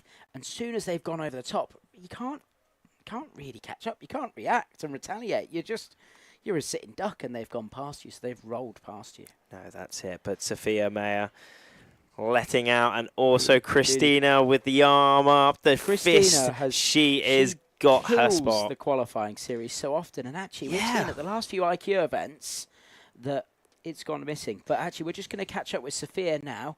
Luke's going to talk to her and let us know how she feels after that. The race. reporter on the water. There we are. From 7th, at least now in the top 5, you made it to the semifinals. How does it feel? Awesome. Did a good start and then pumped myself through, and now I'm round further, and yeah, I'm happy. Yeah, did you expect to win this race? I didn't really know. I felt great today, but like I didn't know that I would win. I said I want to become in the first 2, but now I won it, so yeah. Awesome, yeah. What are your expectations now of the semi-final? Well, just do a good start again and then see what will happen. But of course, one more round I would like to win. Of course. Good luck out there. Thanks. Great to hear from Sophia. You know, she's really positive. Had a great session, and actually, it was, you know, just got to keep thinking about the next race. Yeah, never let there up, we are, ready for that you are. semi-final. I mean, we did see Coach Elias actually. Oh, yeah, he was a rider himself. I think he's how old is he now? He's only Maybe 1 19? year out. He was racing Yeah. with us last year, but he's, you know, he loves being at these events. Yeah, that's the cool thing. I mean, all these coaches, all these riders who maybe age out of this Youth&Junior, they love these events, so they're really trying to get back into it. As we saw Elias there coaching Sophia, providing that coach boat for a little, for a little bit of fueling up, a little bit of of recuperation. I think the coaches there, they're there to feed, you know, fuel, drive the athletes where they need to go, but they're also there to just provide that insight of what's going on. And coming from the athletes, it's so powerful. And it's really cool to see people still want to be involved in the event, be it as a coach, be it in the race crews, actually just getting involved and being part of making something special. Yeah, that's a cool thing. I mean, you even see, like, the class manager, Gonzalo Costa-Hovel. He was a big windsurf racer in his time. He was the first ever foiling world champion, and he is now our class manager, which is so cool to see. I mean, he's really pushing the iQFOiL, really doing the best for the sport, and it's just really, really cool to see him be part of. Yeah, he's done a great job working with the starboard team to develop a package that's actually awesome for the kids to use. Everyone can enjoy and works really successfully. And he can test the gear. Exactly. He's always supportive on the equipment front, and he knows what good racing is. You know, be it from his, I guess, 20 to 30 years of slalom and Formula action. Yeah. He's been in it for so long, so he knows what he wants, and we're making a great spectacle with this class. Yeah, and I it's think really putting us to the front of all those over those dinghy classes. exactly. I think that's a really important thing. I mean, personally, I think the iQFOiL is definitely one of the coolest sailing classes out there, and we've all done a great job of really progressing this iQFOiL, really making it one of the coolest sports, one of the coolest sailing classes out there. But we do moving into this men's semi-final, as we did see Jacopo and Igor winning, well, getting those top 2 spots, qualifying into this semi-final. They will be joining Davis Mazes and also Federico Pelloni. This is going to be thrilling. Yep. Lot of speed out on show. These guys are all really quick on a reach. So actually they'll be pushing towards Mark 1 and we'll see what we can do. Probably don't want to doubt him, but Igor's got it all on. So I'm expecting him to take some big risks as we approach this start. Guess we've got black flag flying as well as the class flag. So we've got at least a minute to go. Yeah, under 2 minutes to go. But we are running this slalom course here on day 6, the final day of the iQFOiL Youth and Junior World Championships. The slalom course, we are running this as it's slightly lighter winds. It's still under 10 knots there. It starts with a reach to that first mark. It's then downwind where those tactical decisions really matter. And then it's through to those last 2 reaches, that drag race to the finish. But yeah, as we're seeing, it's still under 10 knots. We're having about 8 knots out on the water, but they're still pushing over 20 knots, aren't they, in this wind? It's really, amazing. really fast. And it's great to see the course board, because actually, like, when I'm explaining it to the kids that we're coaching, there's so many different options and routes and lines. What's going to be the fastest line? We don't know it right now. It's up to the sailors to make those decisions or look at the wind, see where their competitors are, decide what risks they're going to take. Got a big yacht coming through. Wow. Cool, blimey. There we are. A little bit close on the drone there. Nearly hit it. Challenge might be that's going to make a bit of dirty wind on this I was literally just about to say that. I really hope it doesn't interfere too much with this first reach. But there we are, coming up to the last 30 seconds of this under-19 men semi-final coming up, where we will determine who makes it into that final. But we do have those riders. Again, Igor, down that bottom end, deciding to... He's going for pin. He's going for the win. He's going go hard or go home yet again. If you want to be the man, win the pin. Yeah. I think that's the easy way. So we've got 8 seconds. They're all approaching with good speed, which suggests they're nice. They're on time for the line. They are stalling though. Where is there's that some bearing away going? Oh, that's a great... What a start again. That did look, well, I mean, nothing official quite yet, but it did look down that bottom end. Igor Lewicki maybe having the best start again, but also Davis Mazes having a really good start. His pumping off the line was so fast there, really turning the speed on through the board, making it go.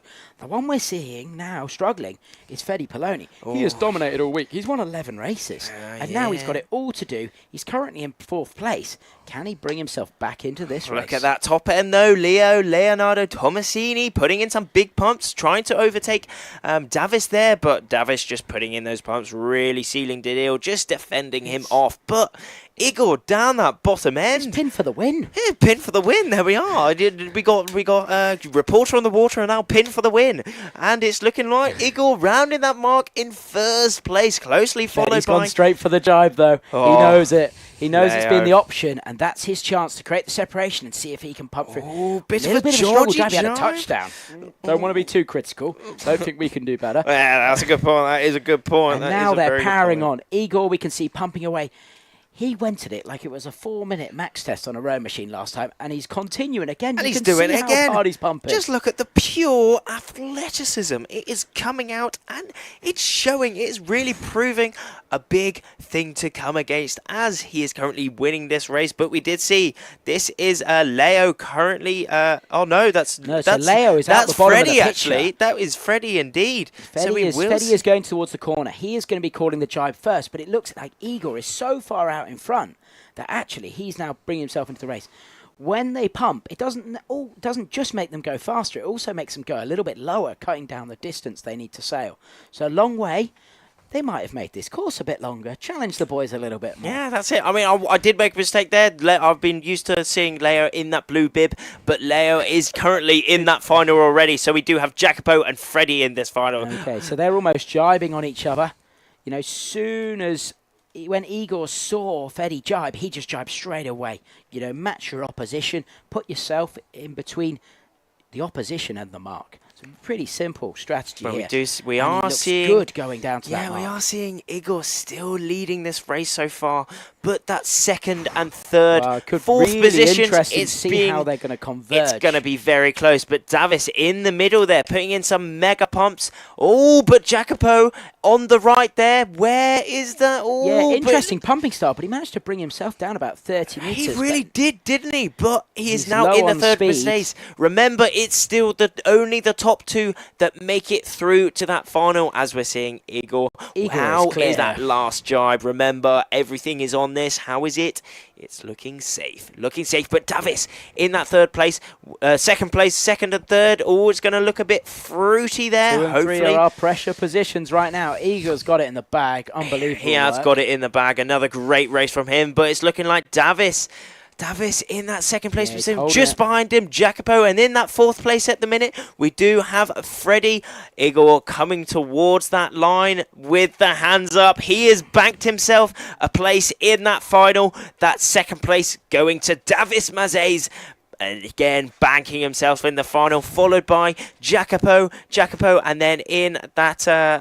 yes. Freddie was fourth, unfortunately. Yeah. Devastating for the Italians. You know, they've sailed great weeks. You know, I feel like I've been giving them the big up all day. There we are. But actually, that shows what this race is. You know, pre-race favourites.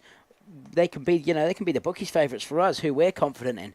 But actually, it's all on that start execution and where you go from there. But what enjoyment, absolutely amazing races from both Igor and Davis. Igor came into this last day in 6th place, so he has already bagged himself a spot on that podium, but we see him here having a great start yet again, pumping. I think he was closer than he wanted to be. He was very you saw him close. check his speed and stop pumping. He was high on the foil. Yeah, he realised he really blew it, but actually that was the winning move. Yeah. And then his work rate downwind was phenomenal. These are the really spots that make it different. It is split seconds. It really is 0.1 seconds, 0.2 seconds. We did see Davis putting in some mega pumps there. And there we saw Freddie jibing out early. He looked at the previous riders.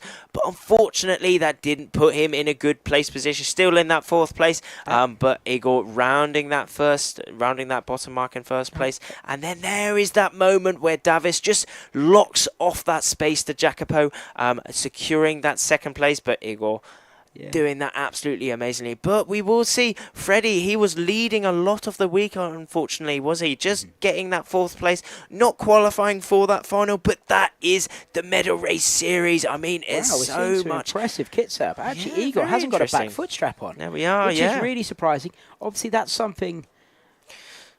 jumping again. Good lad. He a little got bit of splaned fun. by the foil. Nearly got splaned by the foil. That was pretty crazy. But yeah, no back foot in the foot strap. I love it. Pushing the limits. And we're going to go to a little interview with the jumper, Igor Lewinsky. How happy will he be? Igor, another win. What did you expect of this race? I expected to win, and I did so. So, yeah, still no pressure. I'm going for the gold. Polska górą. Awesome. You having any... What do you think about the medal races or the final race? Who's your main competitor? The main competitor is of course Tomasini, because he had a big lead whole competition. So yeah. All right. Good luck out there. Thanks.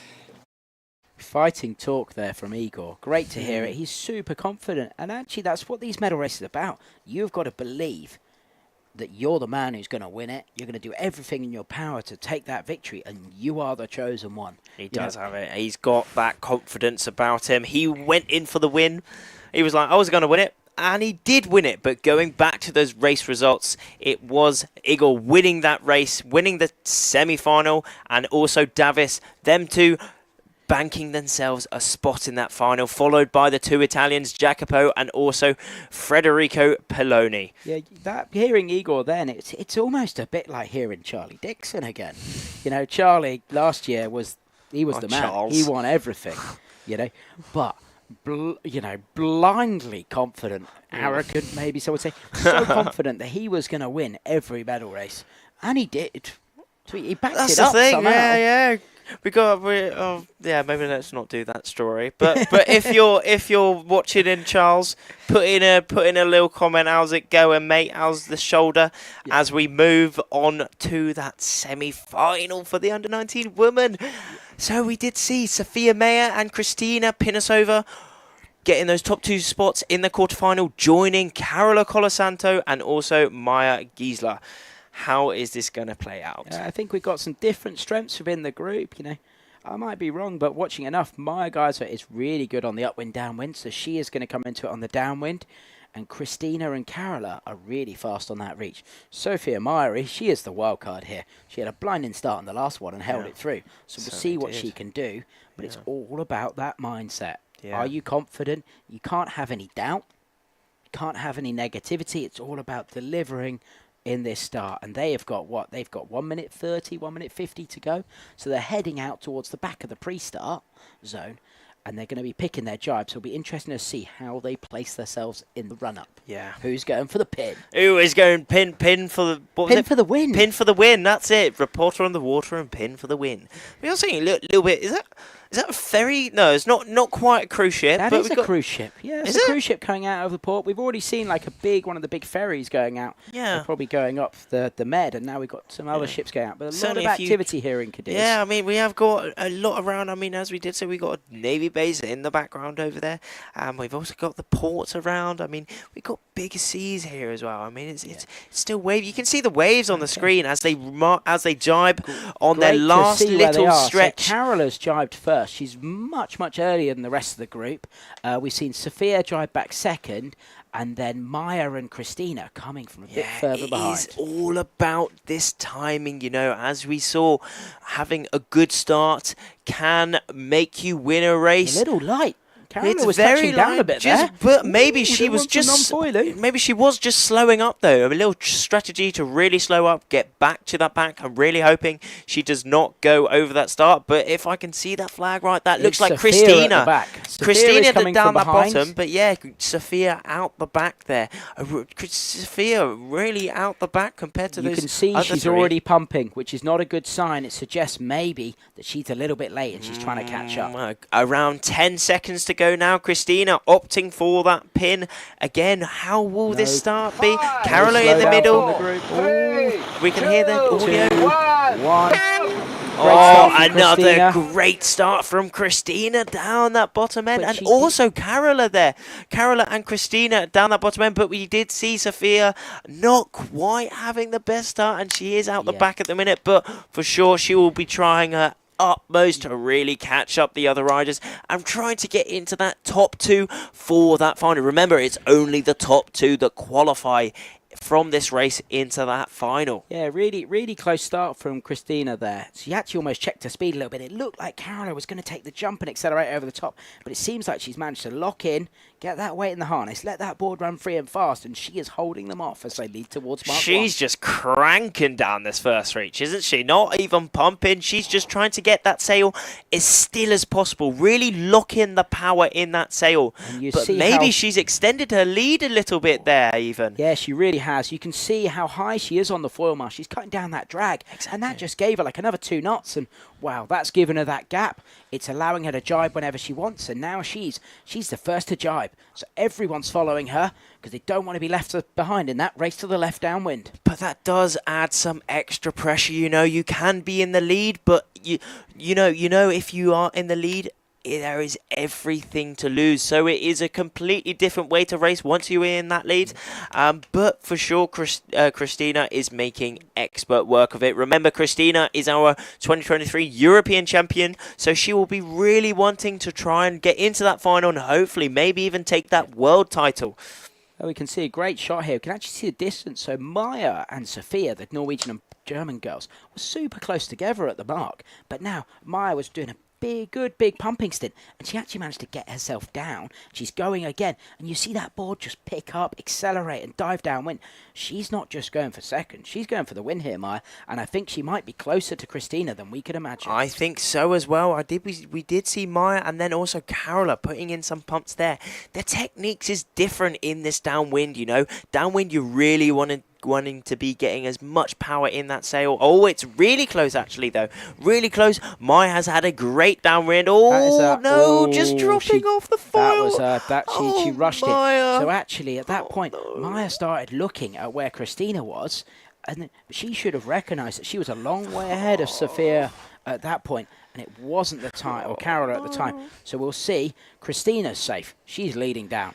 But where are the other three? Where are the other three? You know, and if it's going light again on this course, but that might have just been the wave, just for our balance, because you can still see the swell coming through the course. You have to get your manoeuvres absolutely perfect in these really tricky conditions. I mean, Maya, she came into day number 6, the final day in 3rd place. They're a long way up under this ley line. So that red mark that we can see on the screen, they actually have to go round first. Yeah, let's see Christina's jibe though. We did see Maya dropping off. Oh, it's so light though, but a perfect jibe. Yeah, a very well executed world-class jibe from Christina there, just making her way down to that red buoy, the big red Chungus buoy. She's probably going to go a bit further just to be extra safe, and she certainly is going a bit further. Holy moly, good grief, very much further. Just making sure. Just to make sure it's safe. Got to make this jibe. There is no risks around here, but Christina rounding that mark there. Tight. Where's that mark? Yeah, right. Nothing around here. But Christina hooking back into that harness. She will be trying to keep it as safe as possible to that last mark. She is making her way to that. Again, the Chungus red buoy. The Chungus red buoy. Yeah, we How see. will that last It looks drive like be? the wind has just dropped off a lot and gone a long way right. So actually, having to sail really quite low downwind to make to this mark. It is a full downwind to make it. They have, haven't they? It really is a downwind, You know what? which is I think interesting. Sophia's pulled this out the bag. Carola's Yeah. in 3rd. Sophia Maya, with a strong downwind, has and Wow, obviously Sophia some safe really jibes, has. brought herself in for a top 2 here. Yeah, maybe. Well, we have to see this last jibe from Sophia. It's looking like it could be safe. She's pumping right back up onto that foil. Oh, but Carola just missing out onto that top 2 positions. Unfortunately, she was rocking that blue bid for a lot this week, having a very good week. Unfortunately, just dropping out of that top 2 positions. But it is Christina. She is happy, banking herself a spot in that final core. Blimey, how happy! Wee, jumping off, she is happy, and Sophia Mayer also banking herself a spot in that final. Cool, blimey, she's happy as well. Really big jump ups in the results for these two. You know, Christina came in 4th. You know, 4th almost feels like the worst place in this event. You've got everything to lose. You've sailed a great week and just missed out on that medal contention, and you could drop down to 10th. But actually, with 2 great results, a 2 and a 1 from Christina, she's locked herself a medal. Sophia's come from 7th. She has come in from 7th all the way and banking herself a podium position straight away, which is great to see. Christina just celebrating a medal, isn't it? Yeah, there we are. They have banked a medal. But going back to those replays, Christina down that bottom end, having again pin for the win. She won that race and she started from the pin. But also having a great start. I'm pretty sure that was Carola, but unfortunately just missing out from those top 2 positions. Carola had an amazing week. Yeah. She's super nice. Really, a really big shredder on the water. Really trying her best every single day and just picking up that 4th place overall. That's that critical moment for Maya that we see just right now. She just got cramped in her jibe. She saw and the sail back-winded and it pushed her down. So then she couldn't foil any longer. Such a shame, but that really is the cutthroat in these super light conditions. You have to be perfect with the conditions, as we see Christina just executing a jibe absolutely perfect. In what do you think out there? I mean, I'm looking out there. It's looking like 6 knots. 6, 7 knots. 7 knots. There's good, it's fair racing. There's a real good opportunity for the foil, but it actually shows how much pressure. Like, so far, you know, they're going into that final mark, and the places have stayed. But it could Cool. all change, and Christina held them off. What a splosh. What a splosh from Christina there. We're going to go to an interview with the splosher. Now, Christina, another race win. You're already European champion. Will we see you become world champion this year as well? Of course, I won the highest prize. Awesome. Good race. How was this for you? How did you go into this race? Yeah, I was kind of hoping that I will qualify, and yeah, it was a tough one. But yeah, I managed to fight all the time, so it was nice. And you qualified now together with Sofia Meyer for the final. You'll join Tuva Opendal. How are your opponents? How is it looking for you? I hope to be at least second. You nervous? Kinda. Good luck out there. Thank you. Christina, she's so happy, isn't she? She had yet again another great race. She's hoping to get at least that second.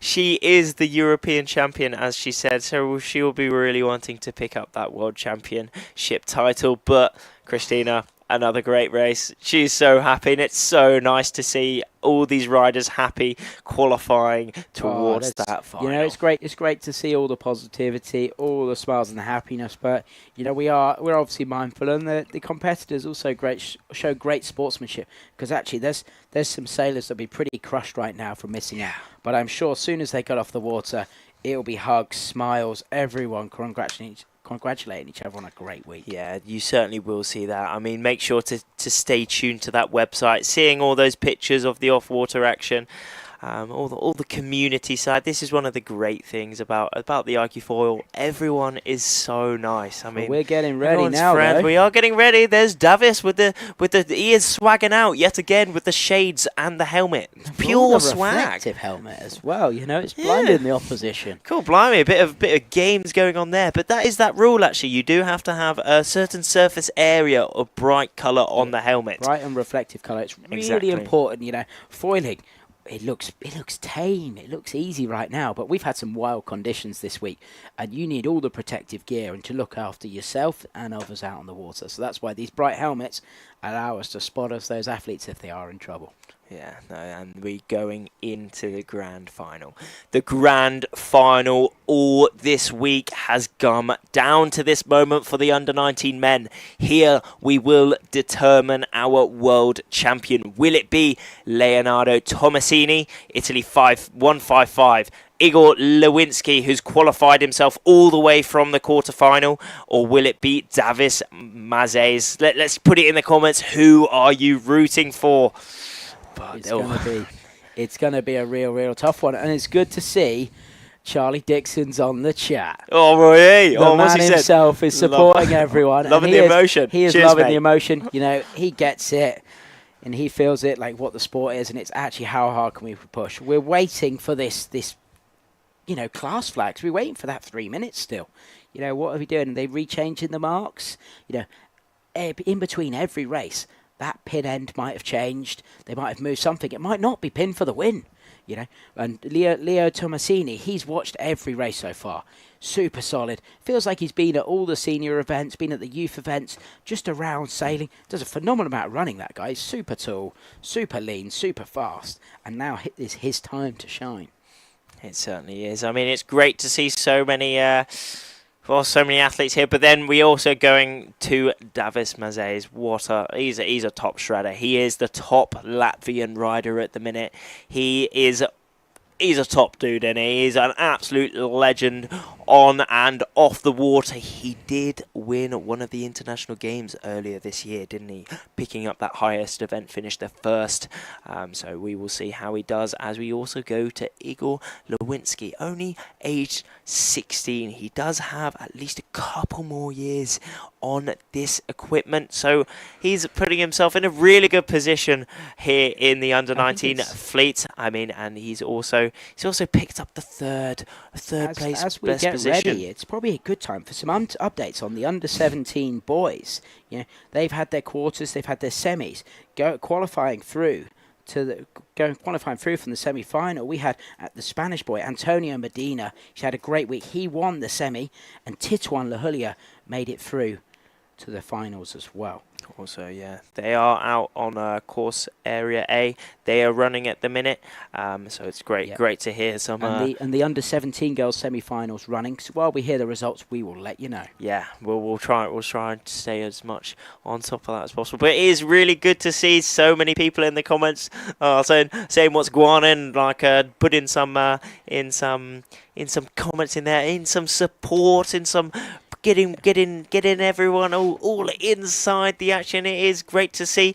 But we are keep commenting that. Oh, Manolo, how's it going in there? We've got 45 seconds to go now. You know, this is men's final. This is the big one. You know, it's all on this race. We do have some Eagle fans in the chat as well. Eagle is in this race. We've got Davis. We've got Davis on the top.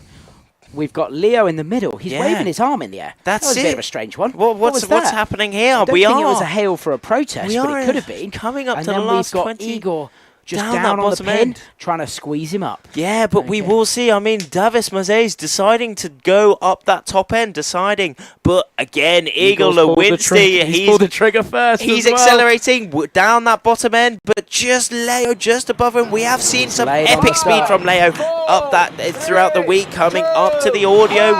That's it. There was time to spare. But that is a great start. Oh, Leo really... Whoa, on the look at line, that pumping. Igor was the closest, but actually it was about the speed you hit the line with.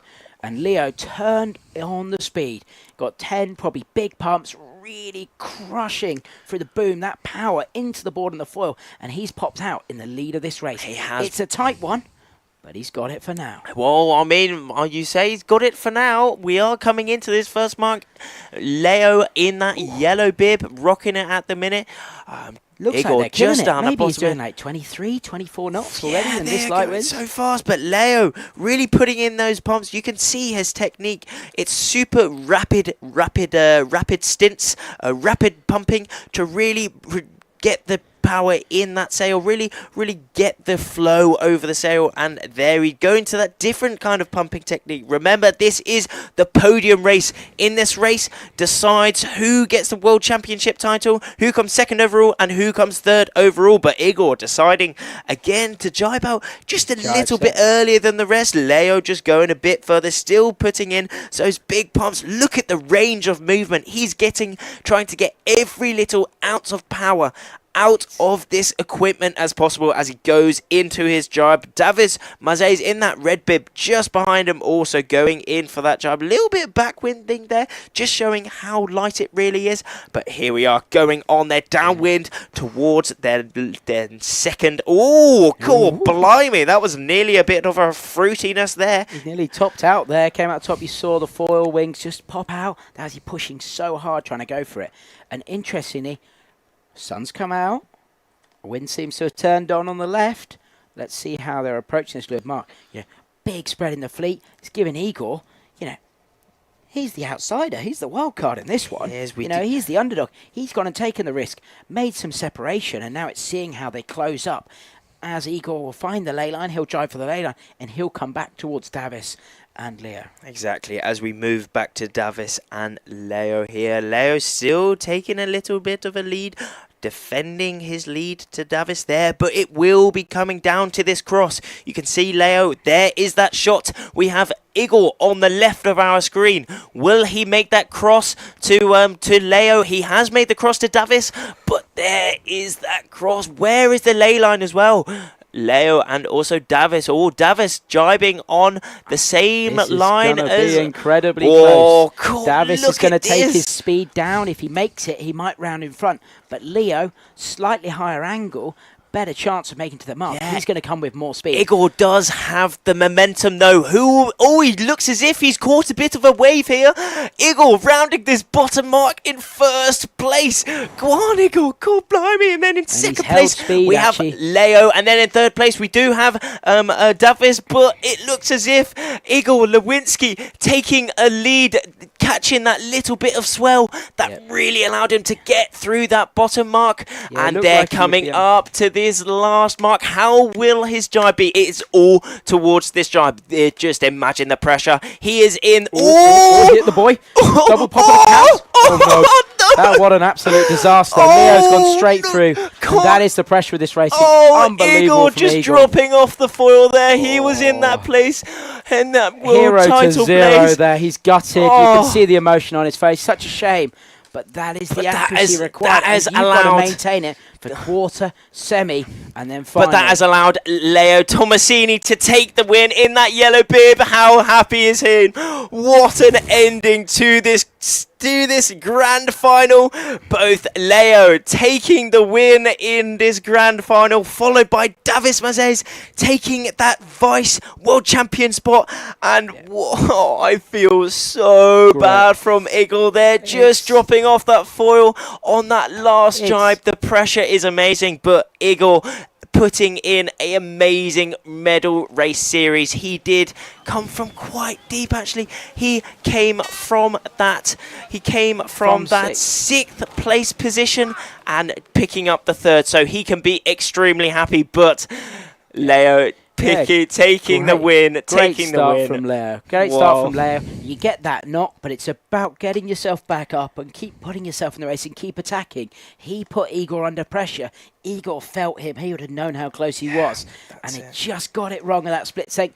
Gave Leo the opportunity to get in to get himself round. Another safe jibe to take the win. He is a world champion. Congratulations.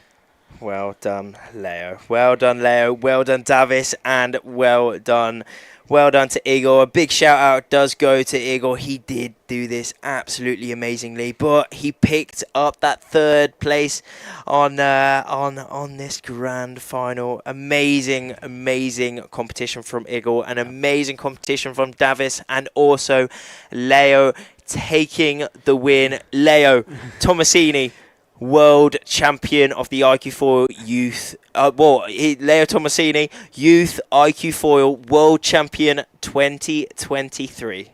Unbelievable. And Luke is now joining them, all in the boat, everyone's together.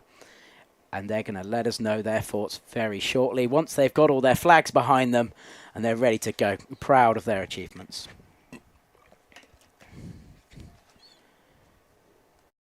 2, 1, go. All right, guys, what a fun. Congratulations, Igor. How was this for you guys? Very tough. Igor killed the start, killed the race, but fortunately the last It's drive. such a mistake. I'm so mad. It was super light at that last mark here. Yeah. What went wrong? I just hit at the mark and I stopped. It wasn't light. Yeah, just some stupid mistake. Leo, you're happy? Yeah, I'm super happy for this win. The downwind was so hard, I was dying, but unfortunately for his mistake, I passed him. But like you were first in like 90% of the race, man. Good race. How does it feel, world champion? It's really good. Yeah, finally the hard work has paid off, so I'm super happy. Awesome. Congratulations, guys. Thank you. Thank you. What a grand final. What a final for these under-19 men. Wow. Leo Tomasini, Youth iQFOiL World Champion 2023. Davis Mazes, Latvia 29 in that second place. What a competition from Davis. And also, what a competition from Igor. Third place overall in this World Championships. Congratulations, boys. Oh, it's so cool to see all you guys right up there in the racing, and it's been absolutely epic. But there's no stopping. We do have the under-19 women's grand final coming up now, and we do have a little update of the under-17, how they are doing out on course area A. So we gave you the semi-final results for the under-17 boys, but now in the under-17 girls semi-final. We're seeing Italian Francesca Scalerno from, she's from Sicily. You know, great work there. And also Matana Mantovani making it through to the final. So we've got two Italians in the final there. So they'll be looking to follow on in the under-17 girls from Leo's success. Oh, what exhilaration, what thrill. But we are coming up to the grand final of the under-19 women, where we will determine our world champion. Here in the final, Tuva Opedal, she banked her spot in this by leading into the final day. She won so many overall. races She has won so many races this week. She has dominated. But joining her in this grand final, Kristina Pinosova, the current European champion, and then also finishing that 3, Sophia Mayer, climbing from 7th place. She has banked herself a place on that podium, but we're going to find out what spot on that podium, and it's going to be sick. Yeah, they've got just under 2 minutes to go to this start. They're now heading back through the line, out to back. So we're going to be seeing where they set up for this race. You know, who is going to be going for the pin? Who's going to be coming in, you know, being there a bit early, but being definitely there, and who's going to try and come in with some speed. Getting that time on distance is so important. It's not just how close you are to the line now, but it's your speed now this breeze has increased. Yeah, exactly, because the thing with this super light breeze, you don't have as much maneuverability, you don't have as much acceleration and also deceleration, so you really have to be absolutely pinpoint accurate with your time and distance. And look how far away they are going from the start. They get their start, they get their run up from hundreds meters out, don't they? Super far, and this is the timing on how they do it. It's so pinpoint accurate. They go past the line. They'll probably try and go past the committee about 2 minutes, then they can jibe at 1 minute, 5 seconds. How long is the jibe going to take? 5 seconds, 10 seconds? However long it takes, you build in that margin. So then they're coming back towards this finish. We're seeing the boys, the people in the screen right now are the boys who are getting ready for this medal race. Okay, they're coming up. So we're still waiting for the girls to come into screen. We've got 30 seconds to go now. All on it. We've got Tuva. We've got Kristina, the European champion. And we've got Sophia. And we've got Sophia, who's on the charge. You know, but it's gonna. What is it? I mean, we did see Igor in that men's final, starting off that bottom end, and it looks as if Kristina is opting for that bottom end. Tuva Opedal rocking that yellow bib in the middle, and then Sophia going for that top end. They're high on the post, they're stalling. Tuva's bearing away. Oh, coming close. Oh, big bear away. Oh, we've definitely got one general recall, so that is Kristina. All that confidence. She's just been a little bit too early. You know, that is devastating. We will get confirmation very soon. Black flag. And then we're waiting on to see, you know, did Tuva manage to save herself? Did Maya manage to save herself? We're going to find out. There's the replay of that start. Who is over? We can't quite see that flag of when the start is exactly. But Kristina down that bottom end, really holding up, trying to just stop. So you generally see it will be when the watch goes 0-0, but it's also indicated when that white flag is going down. Exactly. Okay. And I think Tuva and Maya, Sophia are very close. Everything is extremely close on this start. We've had this situation before, though. Actually, you know, medal race, finals, there's so much pressure on it, you know, and what happens if everyone's over? It happened at the Olympic test event in Marseille. That's it. You know, and we've seen a slight change in the rules after all those boys got a little bit too eager. Yeah, a little bit eager. All jumped that start in the test event. Yeah. I think we believe if everyone was over on the start, that we're in a position that there'll be a resale. So actually, it might reprieve everyone. But let's just wait and see who is over the line. We're pretty confident Kristina is out of the race, and we've just got confirmation. Of who is out of this women's grand final. Check 289. Unfortunately, Kristina Pinosova is out of the race. Oh, that's devastating for her. Absolutely devastating. But these are the things you really have to push.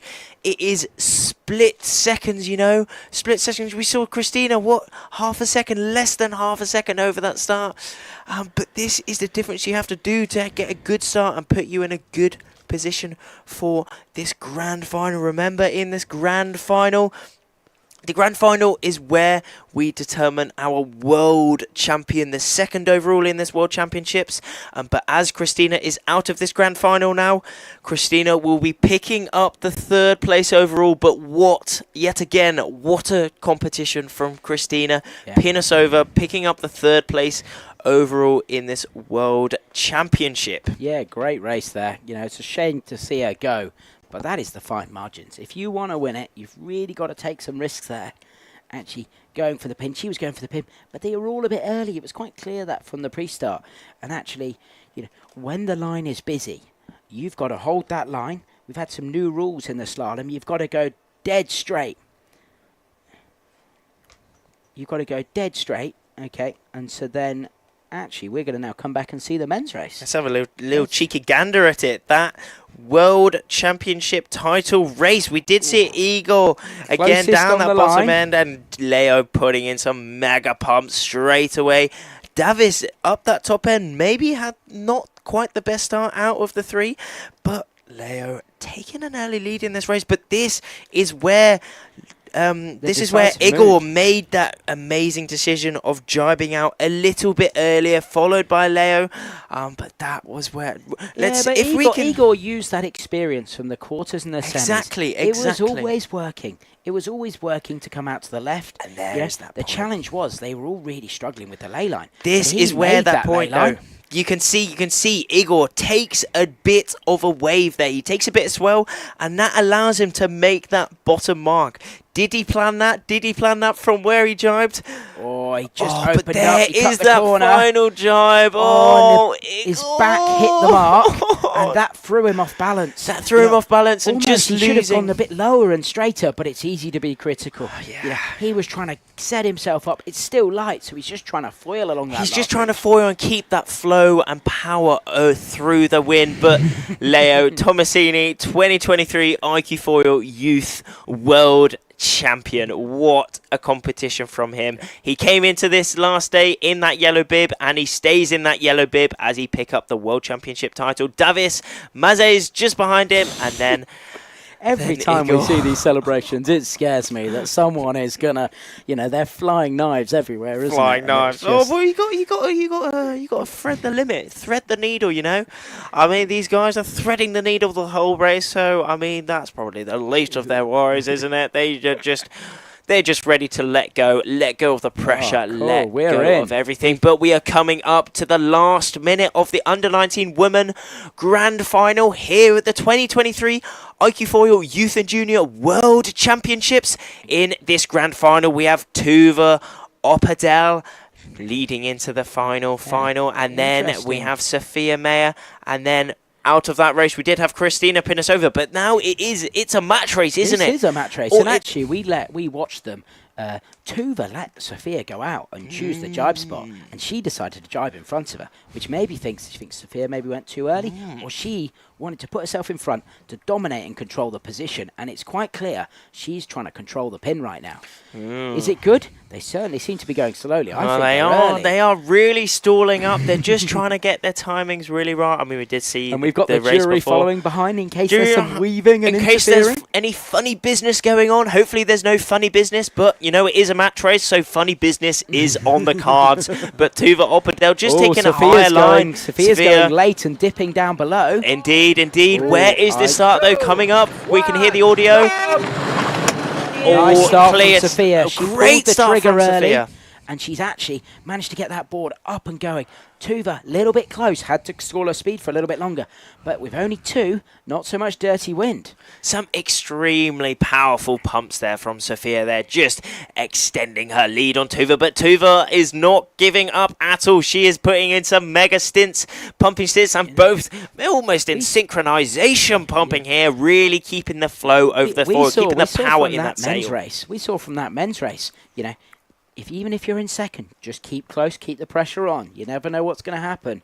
It's difficult in these finals. You've got to deal with it all. It's still extremely light. It's under 10 knots out here. But Germany 1-2-4-7. Sophia Mayer currently leading this grand final for the under-19 women. who will take the win. These two girls have guaranteed their spots, first and second on the podium, but in this race we will determine where they are on that podium as Sophia Mayer rounding the first mark, just extending, just having a little look back to Tuva. What is her next move? Where is the tactics going to come into play on this downwind leg? Tuva just to the left of our screen in that yellow bib, putting in some very powerful pumps. But look at this, not much separates them at all, only just over 30 meters, or maybe Tuva's gaining a little bit. We can see a bit of a shift there. Maybe Tuva's caught a little gust here, but it's coming through towards They're all tracking out to the left. They're going out towards the ley line, and this is a great opportunity for their jibe to just let all those French and Spanish fans know the under-17 boys' final results. In first, we had from France, Kylian Manavel. In second, we've got some real action here. Let's wait. Yeah. Let's wait jibes, for that. Sophia drops off the foil. Drops off the foil, but Tuva just coming through. But then Sophia Mayer just dropping off the foil. A very attacking move from Tuva there. And that allowed her to push. Out into the lead. Yeah. We will see if there was any funny business going on there. We were reading out the other ones, but they were very close. How was coming up. But look at Tuva really having a great lead on Sophia here now. A big lead, but that is very interesting stuff. But this is it. It's match racing at the minute. It really is match racing, and we saw Tuva having a great maneuver on top of Sophia there, taking the lead, making Sophia just drop off the foil, lose the flow on that foil, and Tuva taking the lead, snatching the lead off of Sophia on that first jibe mark. Yeah, no, Tuva is holding out nice, very long downwind, but she has extended. She's got the speed. We can see how many knots she's doing. She's doing 20 knots downwind and 8 knots. It's crazy. It's insane. Maybe even less than 8 knots as Tuva takes her jibe. An expert jibe. Little bit of a touchdown, but she's doing it safe really as Sophia going towards the right of her screen at the minute. Tuva has definitely got a bit of ground on Sophia now as she's still putting in her really big pumps towards this downwind mark. She's just underlaid it. She's just underlaid it a little bit towards this downwind mark. You can see she's on a wave. Where is this wave? Let's look at this wave. Yeah, where we did see Igor in the previous wave. She is surfing this wave down, and is she going to make this bottom mark? She does make this bottom mark, just rounding that onto her penultimate last reach. Where is Sophia though? She looks like Tuva has got a little bit, actually a fair amount of ground. But remember, anything can happen on this last jibe. A little bit of waves coming through, probably from a boat there. But remember, anything can happen on this last jibe. As we saw Igor doing it in the previous race, but Tuva, let's see how this jibe is. She's putting in some really big pumps just to keep that flow over the foil, just to keep the power in the sail, and Tuva coming out, foiling out of that jibe. If everything goes to plan, everything could be safe. It showed she was super safe and smart there. She actually sailed past the mark to allow her to take her time on her jibe and come out of a higher exit angle to maintain the speed so she can ensure she foiled, which is gonna. Yeah, but they're coming towards the line. Tuva putting up her hand. Where is that finish? She knows she's got it. Tuva Opedel, 2023 iQFOiL Youth World Champion. Tuva Opedel. What an amazing competition from her, leading throughout the week, a lot of the week, and now picking up a win, picking up a World Championship title here in the 2023 iQFOiL World Championships here in Cadiz. She's straight at the water, having a bit of a drink. Good amazing stuff. Result by Tuva. She's straight to Henry, former coach, Well Girls coach, who's done so much work with her over this last year to celebrate the win. Super happy. As Sophia is just coming across the line. Sophia Mayer. Super tight. We did see there was that position at that jibe, but Sophia Mayer crossing the line in second place. And again, absolutely amazing competition from Sophia Mayer there, picking up the second place. She is under 19 Youth iQFOiL Vice Champion. Watch, though. Don't want to kill everyone's thunder, but it could be a protest. So we just might have to wait 30 seconds or so to find out what's going to happen is there any further action by the jury that might come in before we can award Tuva as this world champion? Yeah, we did see that jibe mark. I mean, let's see it. We're gonna get hopefully an interview little bit soon to see how it does. But Tuva Opedal putting in a great race, just bumping fists with her friends, with her teammates, with the Norwegian flag. She's rocking it, absolutely rocking it. She is the under-19 world champion. Absolutely amazing stuff. And we are getting an interview with Tuva Opedal, the winner of the grand final. Okay, no, oh.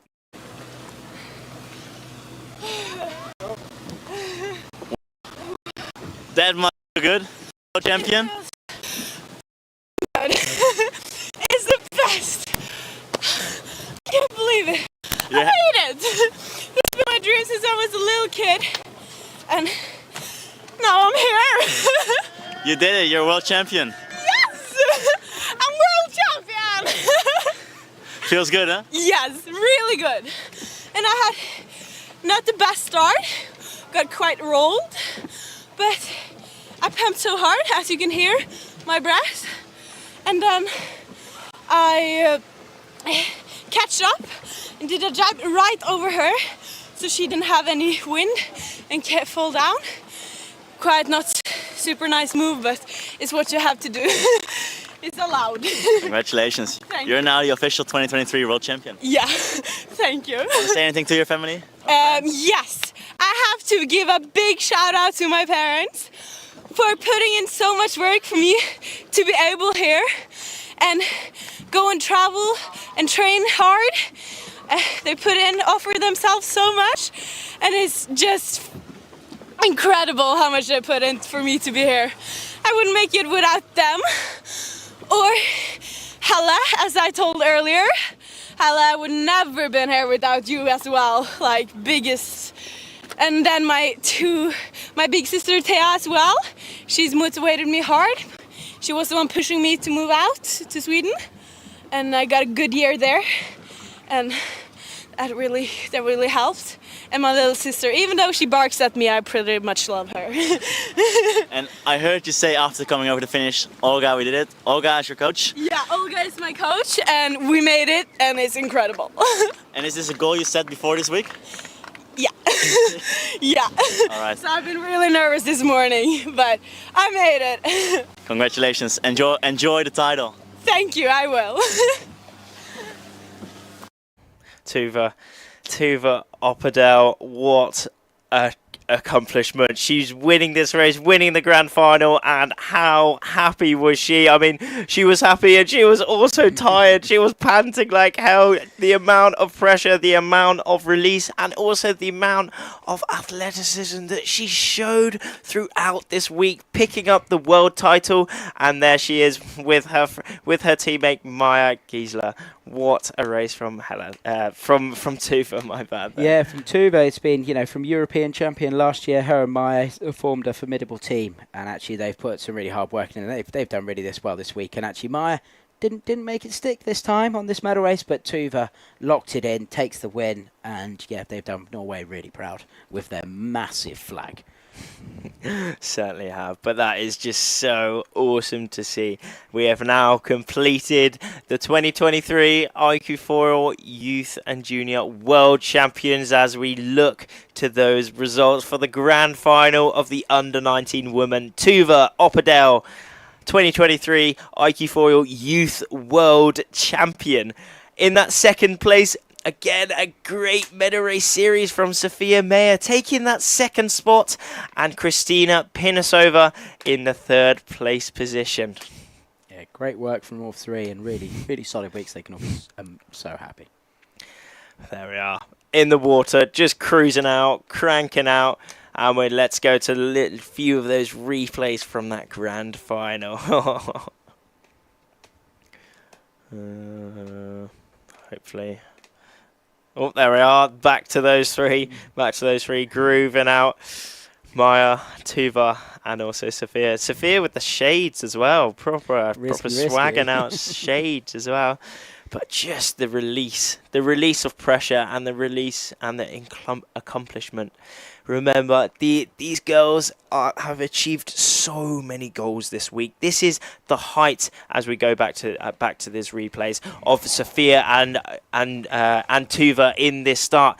We did see Sophia taking an early lead in this start. Tuva really putting in some punch to try catch her up, but here we're going to where I think this is rounding that first mark, and here is the really defining position. We're really close as Sophia goes for a drive, and Tuva drives right on top of her. A really attacking move, and just allows her to take the lead off Sophia. Sophia, I mean, it looked like she did have a lot of pressures from Tuva behind her, and Tuva really putting in some really important pressure from there, and allowing her to take the lead from Sophia there. I don't think, looking back at it with your jury head on, Sophia has decided to make that manoeuvre first, and actually, in Tuva's plan to just keep the pressure on, she's just jibed and followed. But actually, Sophia, a little bit lower at her angle, she just ran out of speed during that jibe, and that gave Tuva that chance to accelerate and escape away to take the win. I mean, that was a serious amount of hand pumps there, staying no-handed as well. Really impressive. Just cruising out. What a race from Tuva there. She really showed she has what it takes to be the world champion, and she took the title.